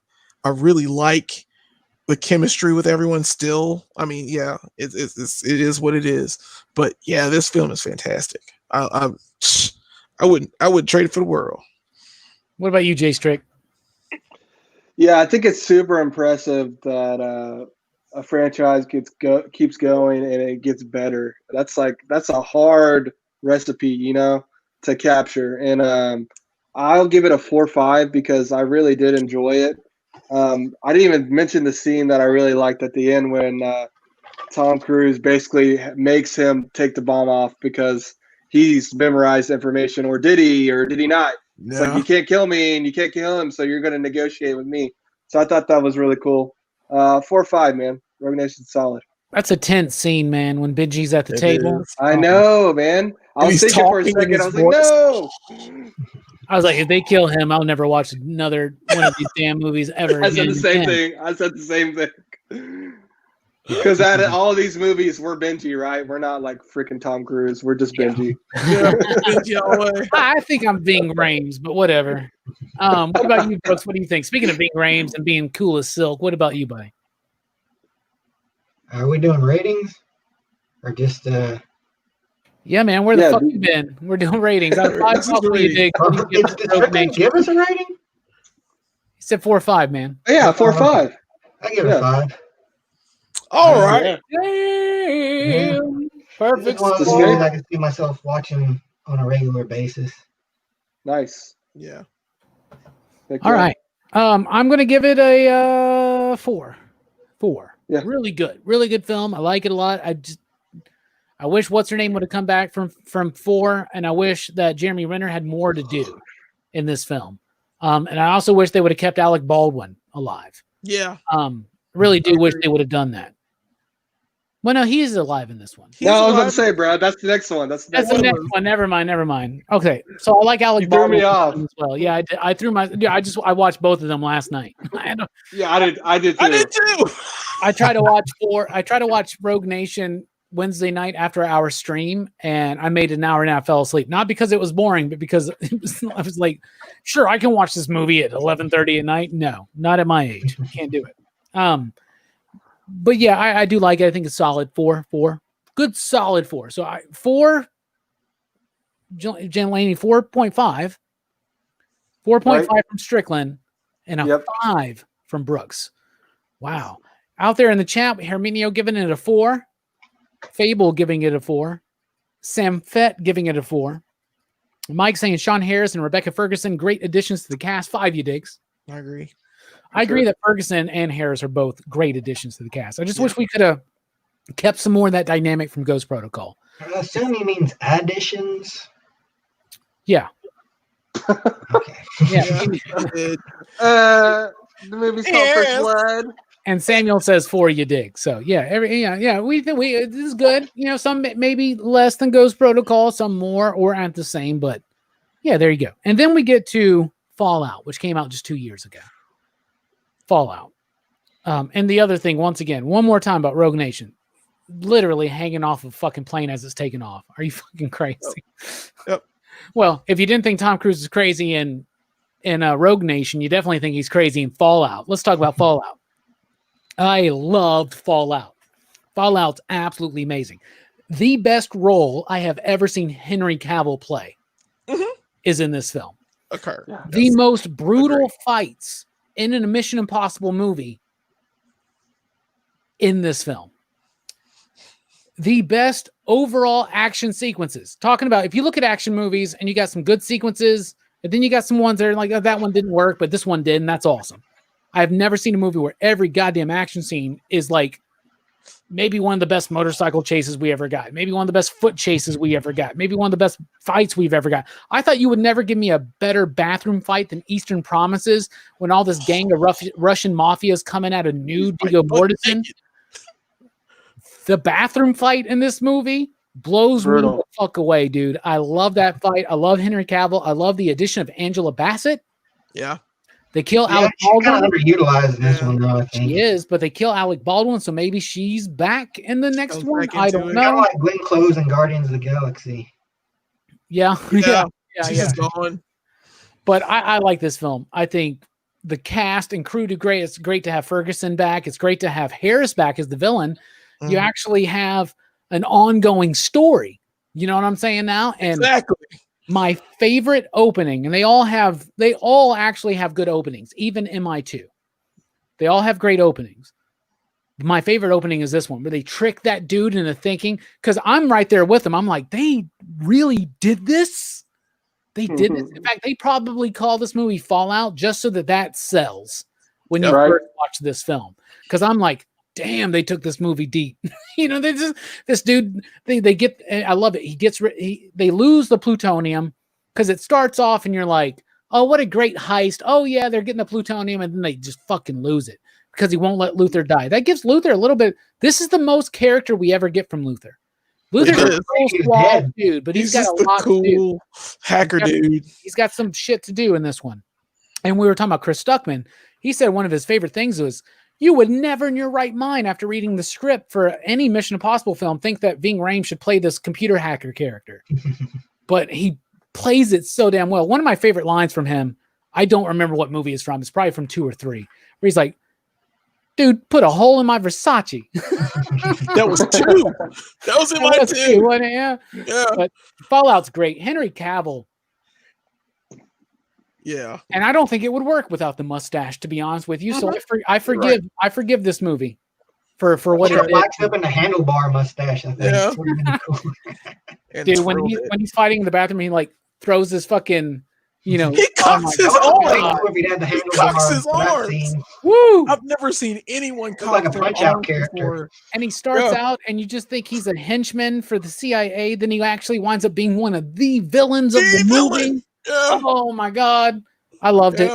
Love this movie. Great action. No Jeremy Renner. I think the Infinity War shit had a lot to do with that, though. I'm sure it did. Because that came out 2018, and he's like, I'm making 2 Avengers movies at the same time, motherfucker. It was just one. He wasn't in Infinity War, was he? But I think he wasn't. I think he was trying to get another Bourne thing going. I don't know. I feel bad. Jeremy Renner, they're always like, don't worry, dude. You're going to be the next Bourne. Don't worry, buddy. You're going to be the next Mission Impossible guy. And they're like, oh, never mind, homie. Never mind. Pass. Matt Damon's wanting to come back. We'll just give you Hawkeye. But I love this movie. Mcquarrie coming back. Nobody's helping him with the story on this one. It says written and directed by Christopher McQuarrie. And thank God, because the script is great. The dialogue is amazing. Everything works so well. The structure of the film is phenomenal. It may not just be, and I may be a little bit more biased on Ghost Protocol just because I think the addition of Jeremy Renner is so important. Having another person who can be that badass, not just Ethan and not just the femme fatale, right? But having another character that can do these things, right? And it's not as fun and as funny as the last 2. But damn, is this movie good. It is so good that not only is it probably one of the best Mission Impossible films, it's probably one of the greatest action films ever made. The helicopter scene, where Tom Cruise is like, with another helicopter. Tom Cruise is like, by the way, I'm going to go ahead and just learn how to fly a helicopter. And not only did he learn how to fly a helicopter, he's flying it in a mountain range. You know what I'm saying? He does that damn downward 360 spiral, which they say most helicopter pilots don't even attempt. Yeah. Right? And during the rooftop chase scene, when he's jumping over rooftops, he breaks his freaking ankle. He breaks his ankle. Going, and that's the take of the movie. Yep.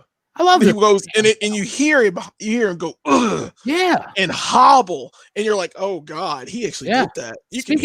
Speaking of and hobble, what do you think about this film, Jelani? Bruh, this is Fallout, man. I watched this film because of Rogue Nation. I was like, yeah, this is gonna be awesome. I got good tickets and like one of the in like Monaco's like 4X or whatever that thing screen is. I had to sit down and enjoy this. I got a middle row seat. I knew I was in for it. When he was hanging off that helicopter and he fell off and like held on to the side of the stuff that was hanging down from that helicopter. He did that, and I was like, oh my God. And they have camera people just sitting there, just, we're filming this. And it is so amazing. The man does his own stunts. How would you not call this one of the greatest action movies of all time? He's amazing. Tom Cruise in these films, it shows like it's just a level of courage I have never seen in a human. Like, just somebody I've just normally seen. No, I'm just talking about action. Just stuntmen. Stuntmen do this every day. They never film it. They do what they need to do. But this is an action star. He's got the money on the line.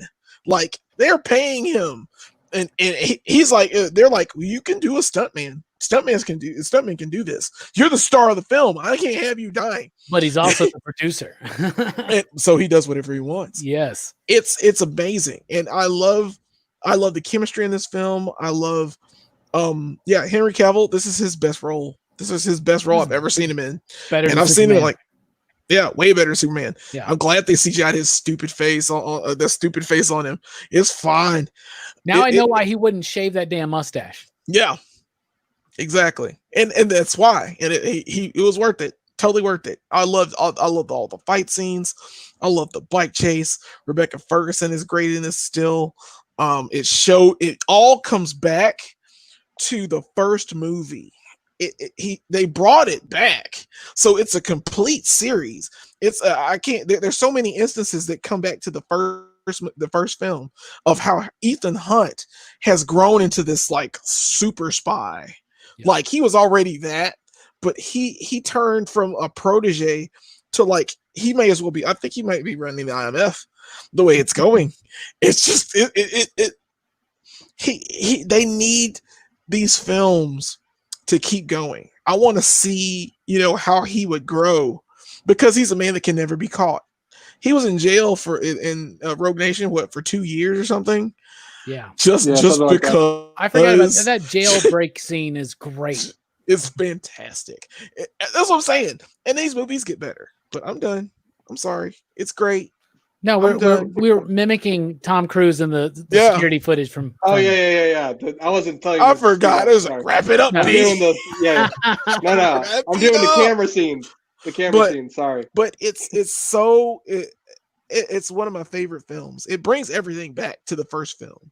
It brings it back to 3 on top of it, because it brings his wife back. It brings a situation where the syndicates, or Solomon. It brings Lane back. He did this. Yeah, they ding him back, and they make him more menacing than ever. He buys the medical camp that's just in the middle where he just wants to kill. And you bring Michelle Monaghan back. And you bring Michelle Monaghan back, and you got Wes Bentley in it randomly. And all of a sudden, Ving Rhames is like his father figure. The mentor. Yeah. Yeah. Well, Ving Rhames for the last 2 movies does nothing but just be like, Ethan can do this. He can do this. I've seen it. Yeah. And he knows, and it's all together. It's all encompassing. Yeah, Lane is an excellent villain, and they leave him alive. In that last John Lark, arm cocker. Sorry. Go ahead. So what'd you say? Lane in the last one, he was kind of like a hipster looking dressing. In this one, he they make him more menacing. He's been in but when he breaks out, he's like in a motorcycle jacket. And I'm like, yeah, of course, you got to get the motorcycle jacket when you break out of jail. No brainer. That's right. I also like the scene when they break, because Ethan has to go break him out and all that kind of shit. But when he's in the little convoy and he's like goes in the water or whatever, and like, that's a cool scene. It looks great, man. Yeah, man. I love every bit of this film. Overall, Strickland, what do you think about this film? Fallout. Y'all both, golly. Were you gonna say something, Jelani? Yeah, I forgot. The girl and the brother, the brokers. That's Max's daughter.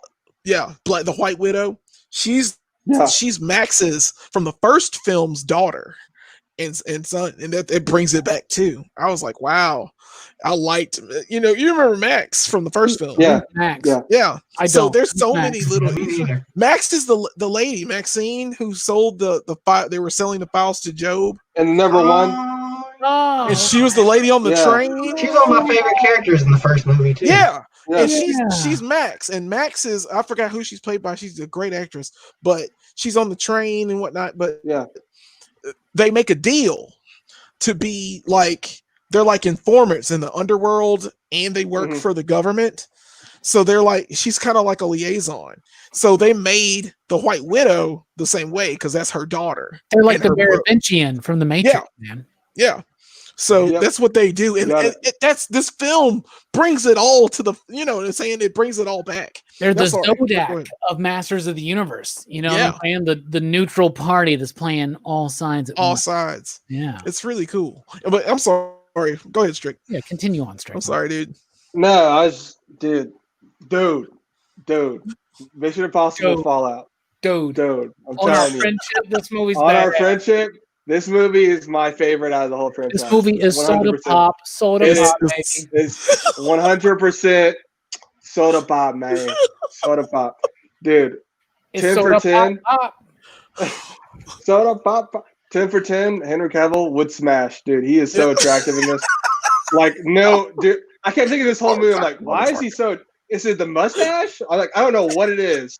I'm like, this guy is amazing. Like, if he wasn't in this movie, I just don't think it would be as strong. I think him and his banner with Tom Cruise, and I think him, like, his whole role, like, and it's just like, you think he's a good guy, then you're like, okay, he's a good guy, but he's a dick, or like, okay, he's a bad guy, and he actually is a dick. And I loved it, man. I love this movie. The fight scene with him at the end with Henry Cavill, when his face is like Two-Face, basically. Yeah. And they're just like, dude, Fallout. Dude, on our friendship. On our friendship is probably my favorite out of the whole series, for sure. I could watch this again and again. I just love this movie. Yeah, I'm ready to watch it again already. What about you, Brooks? It's pretty good. I like hyped it up. All right. It's all right. There goes the air out of all you. Yeah. Fable says Cavill's midichlorian count. Hold on. Fable says Cavill's midichlorian count is off the scale. It is. 100%. They should put that motherfucker in Attack of the Clones. Wasn't really that strong. Listen, that's Superman. You got your Superman right there. You had him. Maybe a little dickish. It's a really fun action movie, like all of them. You know, I like that they're continuing from the last movie. You know, the Rogue Nation's still out there. You know, they're trying to get their leader back and all this, and it's a really good, really good story, I think, in this one. It's a story in one of these movies that you can actually follow. Yeah, it's easy to follow. It's not as confusing as like 1 or 3's plots, I don't think. Yeah, I love this. So now we're about to rate it. Out of 5 possible you digs, what do you out there give Mission Impossible Fallout? And Jelani, what do you give it? Don't you? It better be. I'm about to say. If I could give you 10, I would give you 10. It's because of the 11. Yeah, it can go to 11. Is this your favorite? This is my favorite out of all of them because I saw it in a big theater. The experience I had was fantastic, but the story was fantastic. The action is fantastic. Tom Cruise puts his body on the line for this job, and I respect him so hard. He's just such a hardworking actor that he wants his craft to be well. I mean, of course, Mummy got off the rails, and he's got his issues, but he is Ethan Hunt, and he is the new leader of this franchise. He takes it up from Phelps from the TV show. He picks it up very well, and it makes all of the films. I like how this film ties all of the other films before it, except 2, into what we have as a cohesive story. And I want this to keep going. I mean, if he could keep going and doing this, I would love him to keep going and doing this because I respect Tom Cruise, man. So yeah, they got 2 more movies planned. So. Yeah, I'm on it. I'm on it. I'll watch him in the theater. Perfect score from Jelani. What about you, Strickland? I mean, come on, dude. 5. I freaking love this movie. So like for me, in like iconic movies, like there's always like certain scenes that like in Rocky when he's training, you just gets you freaking hype. That fight scene you described in the bathroom, Yeah. I'm like, and then he rolls up the sleeves and he's like, I was like, dude, I was so hype. I was just like, man, I freaking love this. And like, and then the Euro douchebags come in, you know, and they're all like, they're acting like they're partying. And stuff. I love it because I'm watching the movie, right, and my lady walks in the room and she's like, "Oh, Superman's in this." She's like, "Man, that dude's handsome." I'm like, "Yes." I'm like, I don't know what it is. I'm just smitten with him. I don't know what it is. It's the mustache. I don't know. But yeah, the whole movie is phenomenal to me because when you even think about, like you already said, the Tom Cruise stuff of him doing his own stunts, and the helicopter stuff is freaking crazy. Yeah. And then the whole 2 bombs going off at the same time. And what about when like they get there and he sees his ex-girl and he's just like, they got to play it cool. And like they're on like a time limit, you know what I'm saying? Yeah. Like how do you not blow everything? Like I thought that was just great pacing, perfect. But she knows what's up. You know what I'm saying? Yeah, like he's immediately. Here. She's like, "Oh, he's here." Oh. I love that moment. She's like, "There's a second one." Love it. What about you, Brooksy? The Mario Micro Master Machine. I give it a 4.5. Okay. It's definitely good. It's it's a cut above most action movies, but it doesn't quite get me as much as Rogue Nation did. Nice. Okay. Okay. I was all set. I had my ranking. I had my ratings. I was all set to give this one a 4 or 5. But after talking about it, recollecting, no, it's a 5, y'all. It's a 5. Henry Cavill and Tom Cruise. Yeah. I wish Jeremy Renner could be more of a part of the film. You love Jeremy Renner, man. I think he's amazing. I like Renner, but I think he's kind of nerdy in these movies. So I'm going to give this one. I'm going to give this a little bit of an edge on Ghost. What that's the thing is in Ghost Protocol. Yeah, you think he's an analyst when he's able to when he starts throwing down with Tom Cruise. You're like, whoa, dude. Yeah. But I got to be honest, that fight between Renner and Tom Cruise ain't nothing with the fights with Cavill. Like Henry Cavill, like I hate that they killed this motherfucker. Yeah, I know. I was hoping I was like, somehow. You gotta live, dude, and you gotta have the scar. Bring it back to Cyborg. He's Cyborg Superman. We're not rolling out Cyborg Superman in space. We're not rolling that out. I'm giving it a 5 because it's one of the best action films I've ever seen. Every single goddamn scene is phenomenal. Every action scene, every stunt sequence, they get better. I remember seeing when this was all out, media frenzy, and I remember watching this video on Facebook, right? And it was a camera in the helicopter that Tom Cruise is flying, and you can do a 360, so you can move the camera, right? And I'm like, this dipshit is just like, oh, let me learn how to fly a helicopter. Dude, major respect. The only problem with these Mission Impossible films, and we keep going, how do they keep getting better? How can Tom Cruise keep getting better? It makes a good case for Scientology. It does. Dude, he the crazy part about this, 2018, he would have been 56. Yeah. 56 years old. Yeah. That makes no, that's zero. My brain hurts thinking about that. Like all these dudes, all these Chris's that are in these superhero films, all they do is get jacked. And yeah, they get major jacked. Okay, that's super cool. They get super jacked and they starve themselves and dehydrate them for 3 days and they film a scene. Ooh, Chris Evans. Yeah, you look great without a shirt on. Tom Cruise is flying helicopters, doing crazy dives, jumping off fucking buildings. And doesn't have a great physique. He's short. He's 5'7". And he's taller than you, Jelani. Yeah, but he's still short. Dude, speaking of short, you notice in these movies, like they'll take the chicks' heels off when they fight together to make them seem like they're shorter together. Yeah, plus you can't fight heels, man. Bruh. No, you can fight do all kinds of tricks to make Tom Cruise look as tall as other people. There's a moment in Ghost Protocol where they're walking down the steps, and I could see it. Tom is ahead by like 2 steps, and they're filming it at an angle to make it look like they're the same height. It's really funny. Yeah. Yeah. Apparently apparently Tom Cruise is really, really sensitive about his height. Yeah. I believe that. So Out in the PCP Army, Herminio gives it a 5. Fable gives it 4.5. Sam gives it a 5. Samuel gives it a 5. Michael, what's up, gives it a 5. Mike gives it a 5. Herminio wants to say, yeah. You had me at Henry Cavill. Then Fable says, you're right. Change me to 5, you digs. Cavill makes it better. Yeah. He does, true. man. He does. It's true. It's so true. All right, well, quick. We've talked for 2 hours now about the Mission Impossible franchise, so these next bits will be super, super quick. We've already talked about a lot of this stuff. Jelani, and you out there, who's your favorite villain in the entire franchise? The entire franchise? I had it written down. Oh, it's Henry Cavill. It's John Lark. He's the best because he's physical and he's intelligent and he's been playing both sides for so long. And like, you'll never know who the apostles are because they could come in future films.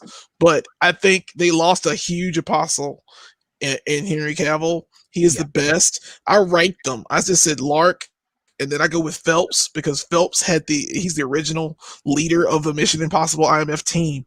And the turn for it is just unexpected because I saw it in the theater and it totally unexpected me. Then there's Solomon Lane under that. Sean Harris played his role well. And then that was pretty good. I really thought that something was wrong with Jelani for a second. Yeah. I thought Dylan's dog showed back the fuck up. Voice he has. It's just like this gravel. No, that was just Drew eating a candy bar. Yeah, it's true. And then I give it like Doug Ray Scott isn't the worst though. But he's Doug Ray Scott, and I don't even know what he is. He's the worst, man. He's just the worst. Well, he's not the worst. He's not the worst because your boy, Suicide Guy, is the worst. Suicide Guy is the worst. I don't even know his name. At least he's in a better movie, man. He's in a better movie. He's just some old dude walking around with the fucking mask on and a suitcase the whole movie. I'm gonna kill myself. Yeah, I'm gonna fight sometimes. Then I'm gonna kill myself, and then I play my bodyguard. Oh my god! What about Philip though? Philip, Crudup. Or Philip Seymour Hoffman. Most people say he's the best one.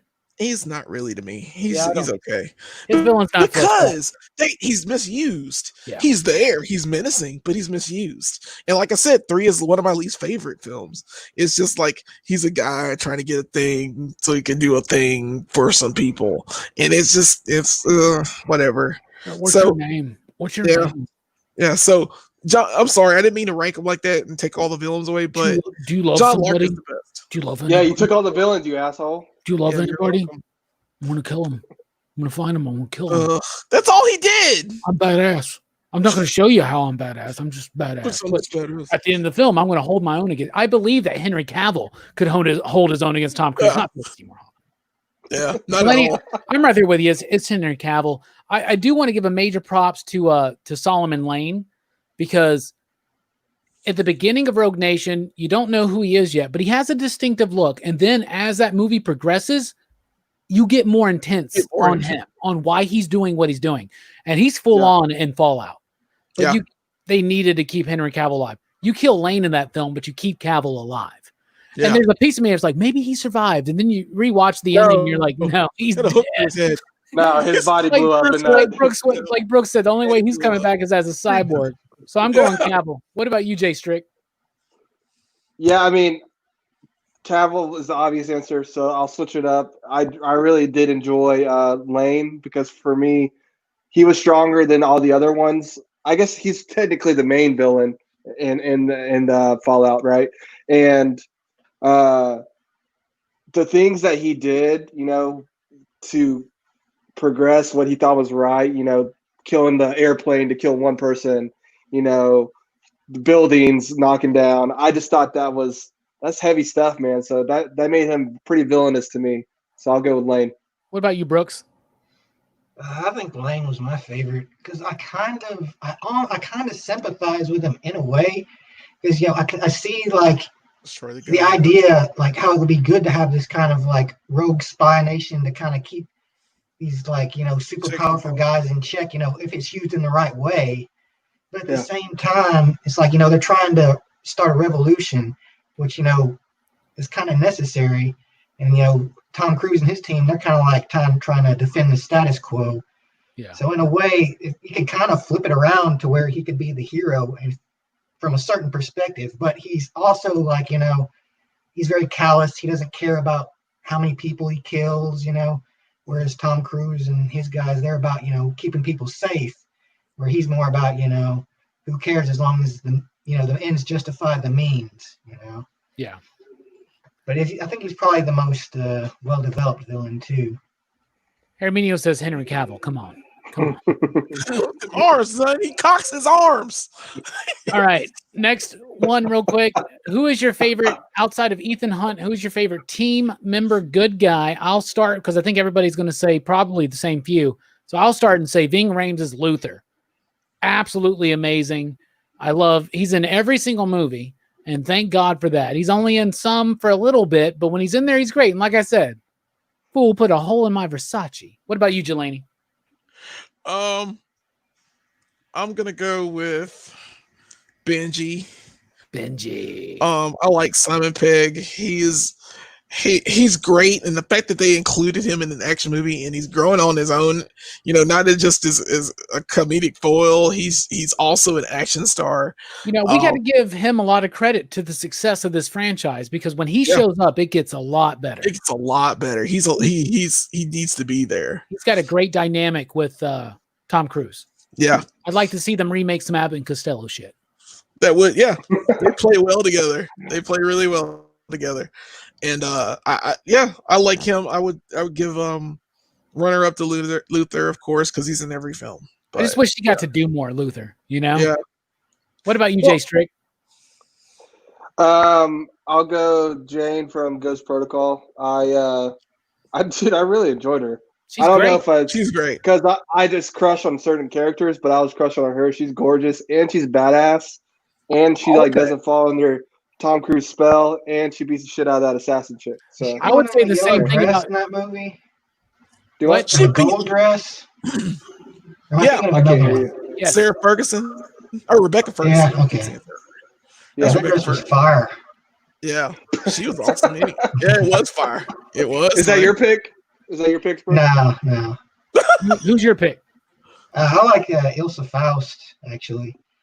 I think she's out of all the female characters from the Mission Impossible movie, she gets the most development to her, and she gets the most action too, in a way. She's like the field agent too, like Ethan. So like she's usually out there, fighting and shooting with Ethan, whereas Simon Pegg's character is usually in the background more, and Ving Rhames is usually in the background more. Yeah, for sure.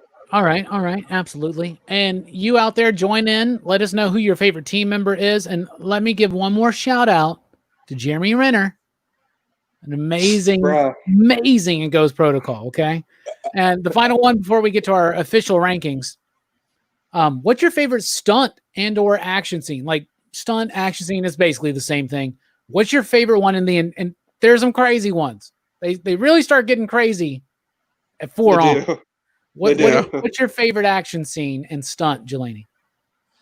The plane, when he hangs off of the plane, because of how many takes he took to do it. And I wouldn't just hang off the plane with my hands, my knuckles, just hanging off, just waiting for a plane to lift off. And then they picked the best scenes from the time he did it. He's amazing. I'm sorry, Tom Cruise is baller, but that is his moment, because he could have fallen off that thing like that. Well, he was strapped on. He was strapped on, but still, you're hanging outside of a plane, man. Yeah. So he's holding on, and I'm like, well, that seems intense. But then when his feet get kicked out from under him, I'm like, fucking intense. This is it. You know how scary that would be? And I don't care how. Yeah. I get nervous when I'm in a roller coaster. Why would I trust these damn straps on a fucking cargo plane taking off? Nope. So what about you, Strickland? Dude, there's so many. Yeah. I'll probably go with Fallout, the police chasing, man. That went on for like 20 damn minutes, didn't it? Yeah. And it reminded me of like some Grand Theft Auto scene, it's going on for 20 minutes. He's getting chased the police, and then he gets hit by that car, and I'm like, dude. And then he just gets up and then starts to run. I'm like, dude, you just got hit by a car. Anyway, he was killing it. That was an awesome scene. What about you, Brooks? Well, I can't remember what movie it was in, but there's one scene in one of them where he's trying to make an escape, and he kind of dives into this It's like a hole with like a waterfall ringing it, kind of thing. Oh yeah, And like he shows a shot from like above. It looks like he's diving into an eye, kind That's of. Rogue Nation, isn't it? Yeah. No, Yeah, I think it probably was Rogue Nation. But yeah, I thought that was a really cool image. I like that. I think that's probably the thing that's stuck in my head the most. Yeah, because that's the scene that he learned how to hold his breath for 6.5 minutes for, or whatever. Right. Insane. I'm going to say my favorite stunt is the damn building in Dubai. What's it called again? Tallest building in the world. Brooks knows it. Damn. He said it earlier. Soda pop. We gotta look it up now. Yep. That's the same. They use that same building in Burj Fast and Furious Khalifa. movie. The Burj Khalifa, yeah. Burj Khalifa. Okay. Oh Wiz my Khalifa? the dude Wiz Khalifa. That scene is my favorite because he's climbing. That's crazy already, right? Yeah. And he's hanging. Did he there. really do that? He did. Yeah. That. He's on wire. No. But he really did that. Yeah. He did that. They went to that That is fucking building. horrifying. Yeah. That is Most horrifying. of the stunts, listen, most of the stunts that you see Tom Cruise doing, he's doing that shit. Yeah. That's That's him. crazy. And don't that's forget him that, for a good bit of that these films. helicopter shit. It's an intensely cool shot. That's but him. like he's doing this like dive where he's like 360ing, and they're saying they're like that's super He difficult. did that? Yeah, he He did did that that. shit for real. No. He Yes. did that. Yes. That's Tom Cruise. That's why I respect him. I respect him. I don't care Dude, what he's his not- religion is. That's some Yeah, man. Scientology crap, Yeah, dude. I don't know about his that. Scientology is I living don't it. know, bro. That's what. His feet No, that's levels some were dark. off the chart. That bro is That's inching a, it. It was over some dark 9,000. He's yeah. an actor. I He love did that a few scene good so men. much because especially the moment where he like has to jump and do that like come around, right? And Mhm. jump to Spin the window. around, Oh yeah. my god, dude. Yeah, that was real. Right. He So did let's all get to that. the rankings. Rate them from worst to best. Jelani, start. And Worst you to out there as well, best. join us in. Wow. Okay. Mission Impossible 2 is the worst. It is a piece of shit. No, never. I mean, I'll watch it again. Never. I have a poster of it, and the poster's cool, and I'll keep that. And there you go. So then after that is Mission Impossible 3. And I say Mission Impossible 3 just because it's just jumbled. It's too jumbled for me. I barely remember it. But it's a good reboot. It goes well with the wife. It introduces his wife and it introduces Benji for real. And it brings the mythology, into it. So I really enjoy that, but it's still kind of low. And then there's Mission Impossible. It's the first movie. The villain is weak. The story isn't that great, and I don't like the way Emilio Estevez dies. I have a problem with eye things. And then it would go Rogue Nation. Rogue Nation is awesome, but it's nowhere near what I think Ghost Protocol is, and Ghost Protocol's next. And it hits so hard, and then Fallout just slaps. That's the culmination of all of these films, and it's just if they're gonna get better, I can't wait to see what he does next. Yeah, he'll be in space. Yeah, he's got to be in space or jumping from building to building. He's doing something. He's doing something that I'm gonna be like, oh God, what are you doing? Fable says Mission Impossible 2, 1, 3, 5, 4, and 6 for his rating. Okay. Pretty good for his good ranking. What about you, Jay Strick? Rank them. Worst to best? Yeah. Your 2. top 6 Mission Impossible films. Yeah, right. 2 is obviously as 2 is going to be universally the worst one out of them. Probably. I mean, 2, then 1, then 3, then Rogue Nation, Protocol, and then Fallout. Slaps, to quote my guy Jab up there. What about you, Brooks? Well, I think 6 was the worst one. I just thought everybody dumping on 2. I wanted to be cool. And yeah, 2 is the worst. Want to be edgy. 2 is the worst. Then 1, 3, 4, 6, 5. That's the same as Strickland, right? No. He put Rogue Nation first. That's right. Rogue Nation's his favorite. Yeah. All right. I think I agree with Strickland. My number 6 is Mission Impossible 2. Enough said. Then I would go Mission Impossible. Then I go MI3. Then I go Rogue Nation. Then I go Ghost Protocol. And then I go Fallout. That's what I would say. Oh, yeah. Fallout, man, bro. Michael says Mission Impossible 2. Wow. So he thinks Mission MI2 is better than the first one. Then Fallout or Ghost Protocol. My bad. Ghost Protocol. Then MI3. Then Rogue Nation. Then Fallout is the best. Herminio says MI2 for number 5, Mission Impossible 3 for number 4, MI3 for 3. What? Oh, Mission Impossible is number 4. 3 is MI3. 2 is Ghost Protocol. 1 is Fallout. You left out Rogue Nation. Yeah. Maybe you didn't like Rogue Nation. I don't know. Weird stretch. But yeah, that was Herminio right there. All right. So that's our ratings our rankings.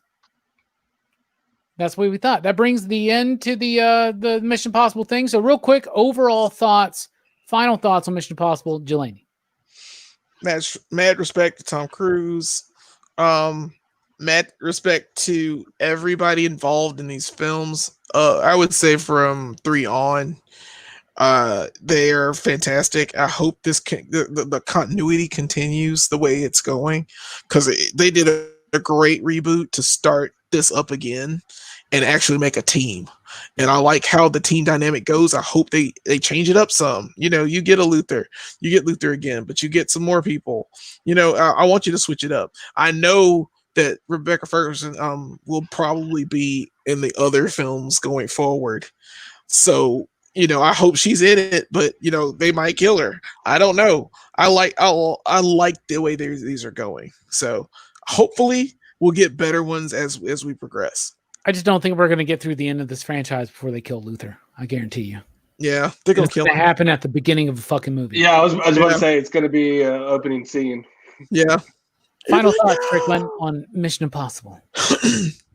Yeah, kudos to not starting out super strong in the franchise and just progressively getting better with each film. Because, like I said, I can't think of a franchise that's really done that. It's super impressive. It's super, like, I am 100% not the biggest Tom Cruise fan. And I want to be straight up honest. I don't feel like watching a Tom Cruise movie for a while after watching all 6 of these. And I'm going to be good with that. But, like, he's great in these. Ethan Hunt is dope. And, like, the fact that he does his own stunts is mesmerizing to me. Because I read something where, like, in Fallout, Cavill was like, I could do some of my own stuff. And, like, Tom Cruise is like, bro, like, no. Like, you'll hurt yourself. I'm like, what? Like, you're an actor too, man. Like, what is going on? Like, what is happening? And, dude, if you have not seen these, highly recommend them. Watch them. I think you'll enjoy it, man. What about you, Brooks? Final thoughts?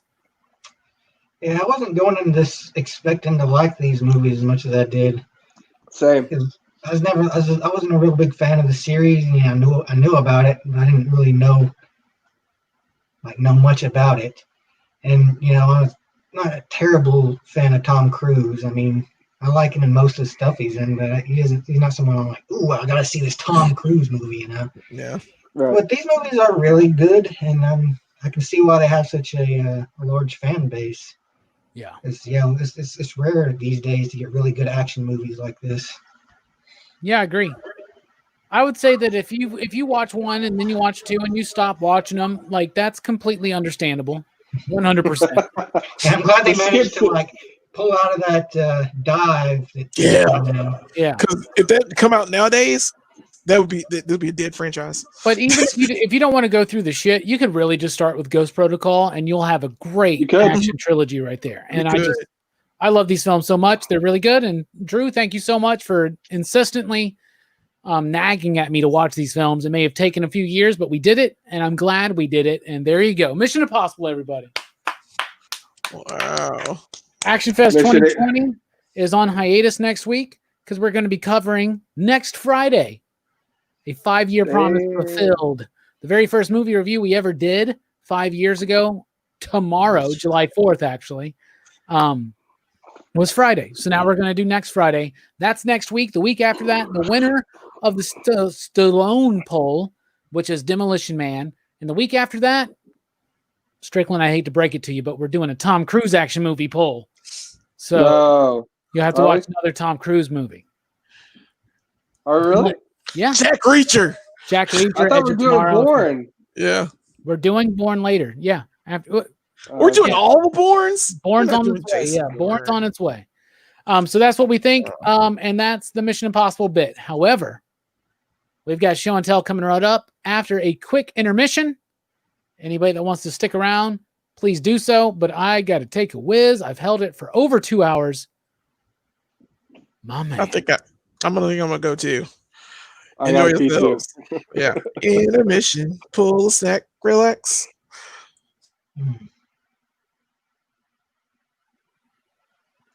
Going into hiding like a bunch of cowards. And Brooks is just chilling. Yeah, I don't have to piss yet. I do need some drink though.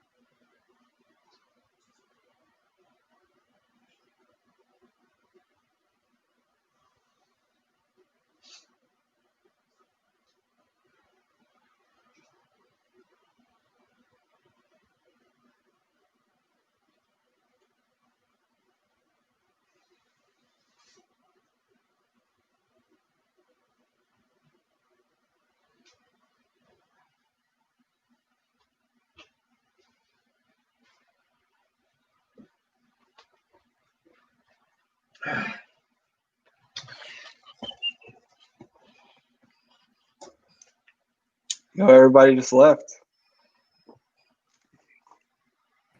I'd noticed that Brooks was actually up here for a second by himself.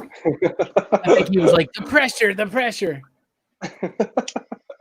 We're waiting on the J&B team to get back in, and we're doing some show and tell.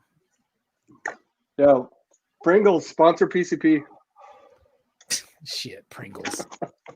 I'd rather have Doritos, homie. Hey, you want to stack Pringles in different combinations? That's actually not a bad idea. You can do that, and it's kind of cool, to be honest. Oh, Brooks got his pipe out. Gandalf the Wise. I just blow a ship. Yeah, I should have got some pipe weed too, but I actually just took a piss, grabbed a beer, and came in. But anyway, how's everybody doing? We're gonna have a good show and tell, and then we'll be wrapping up. There's Jelani. Hi, what's up? Who wants to go first for show and tell? I can go. All right, let's let Strickland go first. Strickland, show and tell, you're up. Got a good little toy haul. I'm trying to step up my toy game because of Jelani and Brooks and Robbie have a better collection than me. I don't know why I'm talking like this. Did you get it in a bundle? Yeah, I got that bundle. But sticking with I've been going like a Star Wars theme lately on here. But I got this awesome Cad Bane pop. Cool. Yeah, it's an exclusive. Very rare, hard to find. I got this Amazon exclusive. This 3-pack. Well done. That's the best Scarlet Witch you'll ever get. I need those guys. I need the. Yeah, I just wanted it for the Magneto. Yeah, and then I need a better Magneto too. Yeah, Yeah. it's a good I Magneto. got the Series 1 Magneto still with the removable We got helmet. Cool. Transformer Hall here. We got Wow. Starscream. Starscream. We got Megatron, old school. I like And we those got- Steve figures. Yeah, they're sweet. We got Yeah. Optimus, of course. Yep. But yeah, that's pretty much it for the haul. I gotta open all that. I'm not gonna open these up on stream because I've learned my lesson. That takes too much. There are too many It little does. white things over their arms and stuff. There You is. can, I don't There think for is. everybody. We all have that Starscream. Mine's right there. Yeah, And, I got the Starscream in the Oh, back. nice. I Yeah. went online because like I knew that they were doing a Thundercracker Skywarp 2-pack at Target, and my buddy Tommy was telling me they've already come and gone. So I was looking them Yeah. up online, and initially they sold They're for a $60, and now they're fortune. $100. Holy crap. It's like, damn. I was like, well, if I I buy want $100, I want to get something vintage. I don't want to get this repainted in cooler Yeah. colors. But Skywarp was my favorite. I may still want to try to get that before it goes. Skywarp is hard to get too. It's just freaking. I wanted to turn into a jet. They got Skywarp that came out, but he looks like the Cybertronian ship. Yeah, these I are the want the Earthrise jets. ones. They're in the 2-pack. Yeah, Yeah, the Target Yeah. 2-pack, but sold Right. out at Target, and so you can buy them Immediately. online for $100. for $100. Speaking of The $100, Brooks, show and tell, you're up. Well, I figure I'd show off my Ninja Turtle set. Starting off with Robbie's favorite here, Mikey. Party! He's Cool, a party, dude. These are the 2003 Turtles. These are actually my favorite. Here's Donatello, my favorite. Okay. I don't know if anybody's favorite is old Leonardo. Oh, hold on. He's cool with the Leo's swords. best, dude. I like him. Okay, so we got one Leonardo boy. That's good. We got my buddy George's favorite, Raph. That's mine. Yeah. Wow. Of course, So it is. predictable. Yeah, Wow. you know that, right? You know How that. original. Shut up. You know it. And that that it? is my haul for the day. Was that it? Okay, nice. Jelani, Yeah. show and tell. You're up. I guess I'm piggybacking off of Brooks here, and I got this set a little while ago. Oh, wow. Nice. That's the GameStop set, yeah, of the original Turtles. Yeah. Of course, Ref is over there somewhere, but we got Donatello too. But I got this set finally, and they look great. I'm thinking about opening it, but I'm not sure. I'm not gonna open it now. But Yeah, I'm still sitting pretty on my sure. Ghostbusters set. So, really, I Thinking opened about mine. opening. Oh yeah, I'm opening that. I'm You got the surprised you real didn't show Ghostbusters? those off, man. Yeah, Yeah. I know. I'm glad I conflicted got 'em. about it. But I don't have any shelf space right now, so it's like, why am I going to just open them up and then just have them laying around, you know? Right, Pull them that out. makes sense. All right, and then I got Lando Calrissian from the 80th anniversary. I had to Oh, get I've him seen that because of Walmart. his That's pretty face. nice. Yeah, I saw him at Walmart Hell too. yeah. That face printing is amazing. I hate Colt that glitter. 45 works. Yeah, every man, time. he is freaking amazing. And I love the card. That's why I wanted to get it more than anything. So I might keep it on the card. Me and my buddy Han Just like Solo. that. Cruising I together, need- drinking I some have Colt all of 45. The rest of them, except for I need to get that Leia from Hoth, and I need to get the robot, but I don't want that Yoda. Something about that Yoda is the same thing. Ah! They're making That's Howard the Duck over there. Oh yeah, here's my last. My final is so far my favorite. That John Wick. Mm. This is John Wick from the the Diamond Select toys. Bro, I thought that was Hugh Jackman for a second. He comes with the belt, but the belt like doesn't attach itself, but it has like its own weapons and whatnot. Every weapon you can pull off of this belt. It's amazing. It's got like little Oh, nice. freaking clips and stuff. It even comes with like a little case for a gun. It's in the other room, and I forgot to put it in there. He's got And a then it comes utility with the belt, dog. man. Yeah, he's got a utility belt And a bat we had hound. one. And a hound. There's Ace. And like he's so detailed and perfect, but he's too big. I think I need to get the Mayfix version of this figure. are. Yeah, but they are so clean. I love these, and that's all I got for my show and tell. That's it. But I Very love nice. Very nice. Well, for me, for show and tell, first of all,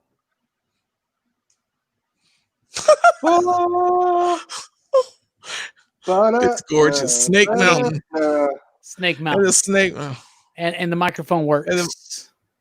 That's amazing. So, this is brand new. Just got this today. Another thing I got today. Is that a new mic? No, I've had this mic. It's my Joe Rogan mic. Can you hear me? I didn't know.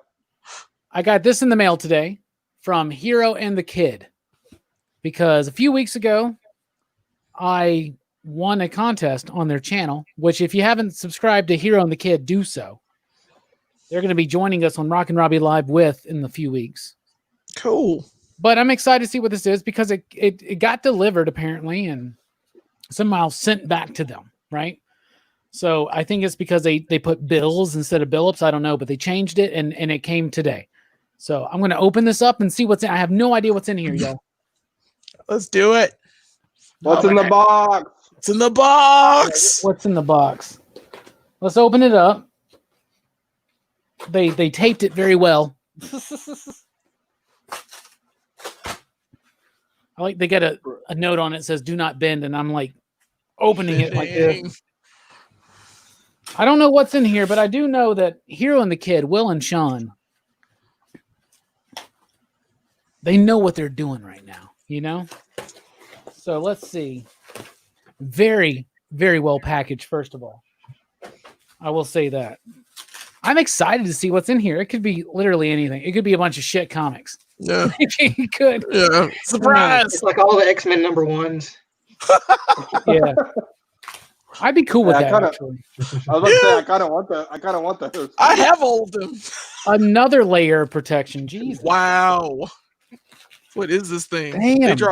This thing, by the way, went from, I think they're up in the Boston area. I'm not 100% sure. They're up there in the New England somewhere, I think. And it made it from there to Alabama and then back again. So this has been all over. Because they put Robbie Bills on it.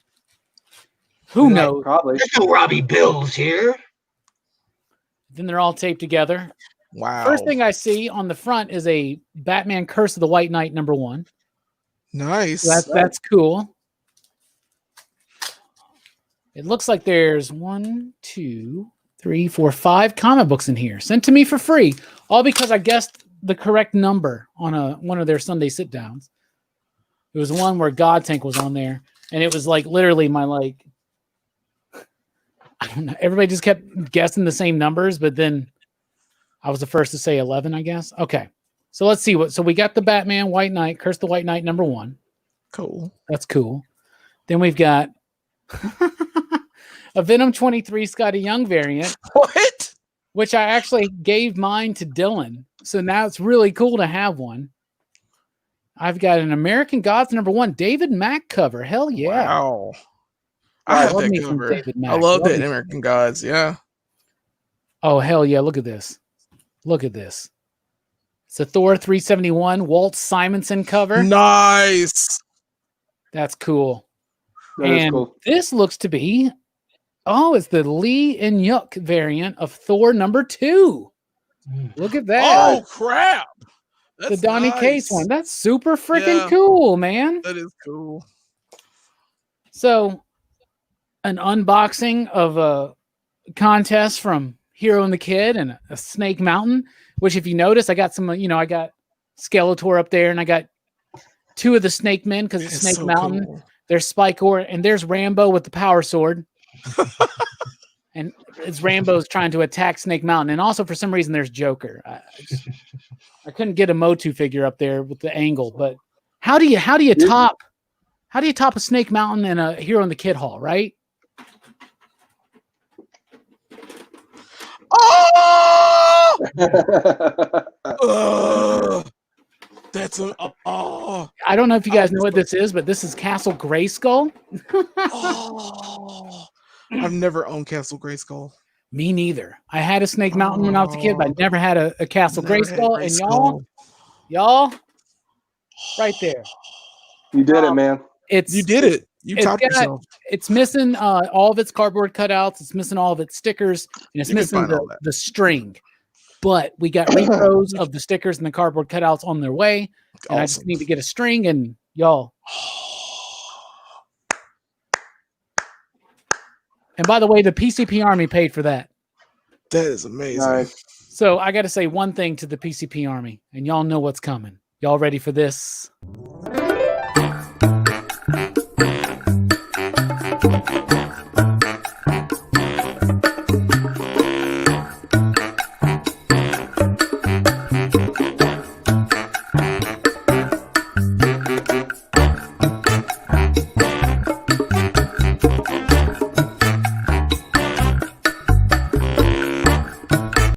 All right, that's enough of that. Look at him. Slaps. You a seal now, boy. So thank you guys so much out there in the PCP Army. I told you we were going to crowdfund a Castle Grayskull. Within a week, we got it. And I told you the Snake Mountain was on me. So there it is. In one day, I got a Snake Mountain and a Castle Grayskull. Fright Zone's next, baby. And Point Dread. Got to get a Point Dread. Which clips right here. You remember that? With the Yep. I was already looking today, homie. Already looking today. Thank you guys Billy. so much. Yeah, that's a great show and tell, though, right? Yeah, dude. Very well done. I wanted to surprise everybody with the Castle Grayskull. That's why I was like, I'll put the Snake Mountain behind. You've done well, because I'm crying now. That's all my childhood. Dude, I had a Snake Mountain, and I had friends I would go to their house to play with that had Grayskull. I never had it, so I'm so pumped to have it now.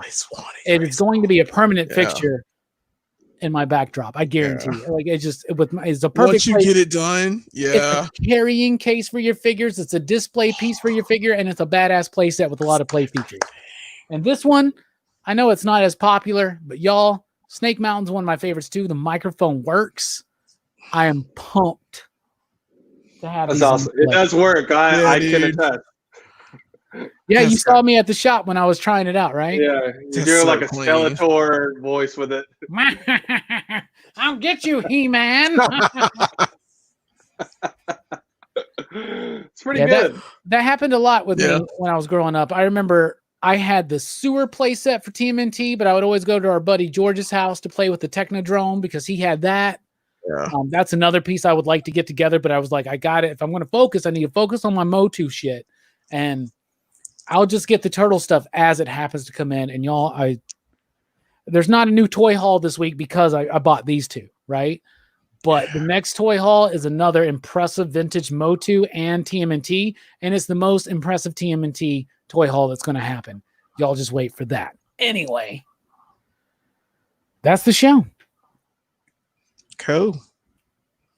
We did not somehow one movie longer than the Rambo franchise. We didn't go near as long on Mission Impossible as we did Rambo. No, here's a question I want to ask. What's a better franchise, Mission Impossible or Rambo? Jelani? It's still Rambo. I mean, Fallout is amazing, but I don't know what it is about Rambo. Maybe it's the nostalgia factor. Maybe it's just because of the blood and guts, and maybe it's because my dad's knife. I remember it so well as a kid. It brings back a lot of memory berries. So I really gotta go with Rambo over this one. It's good though.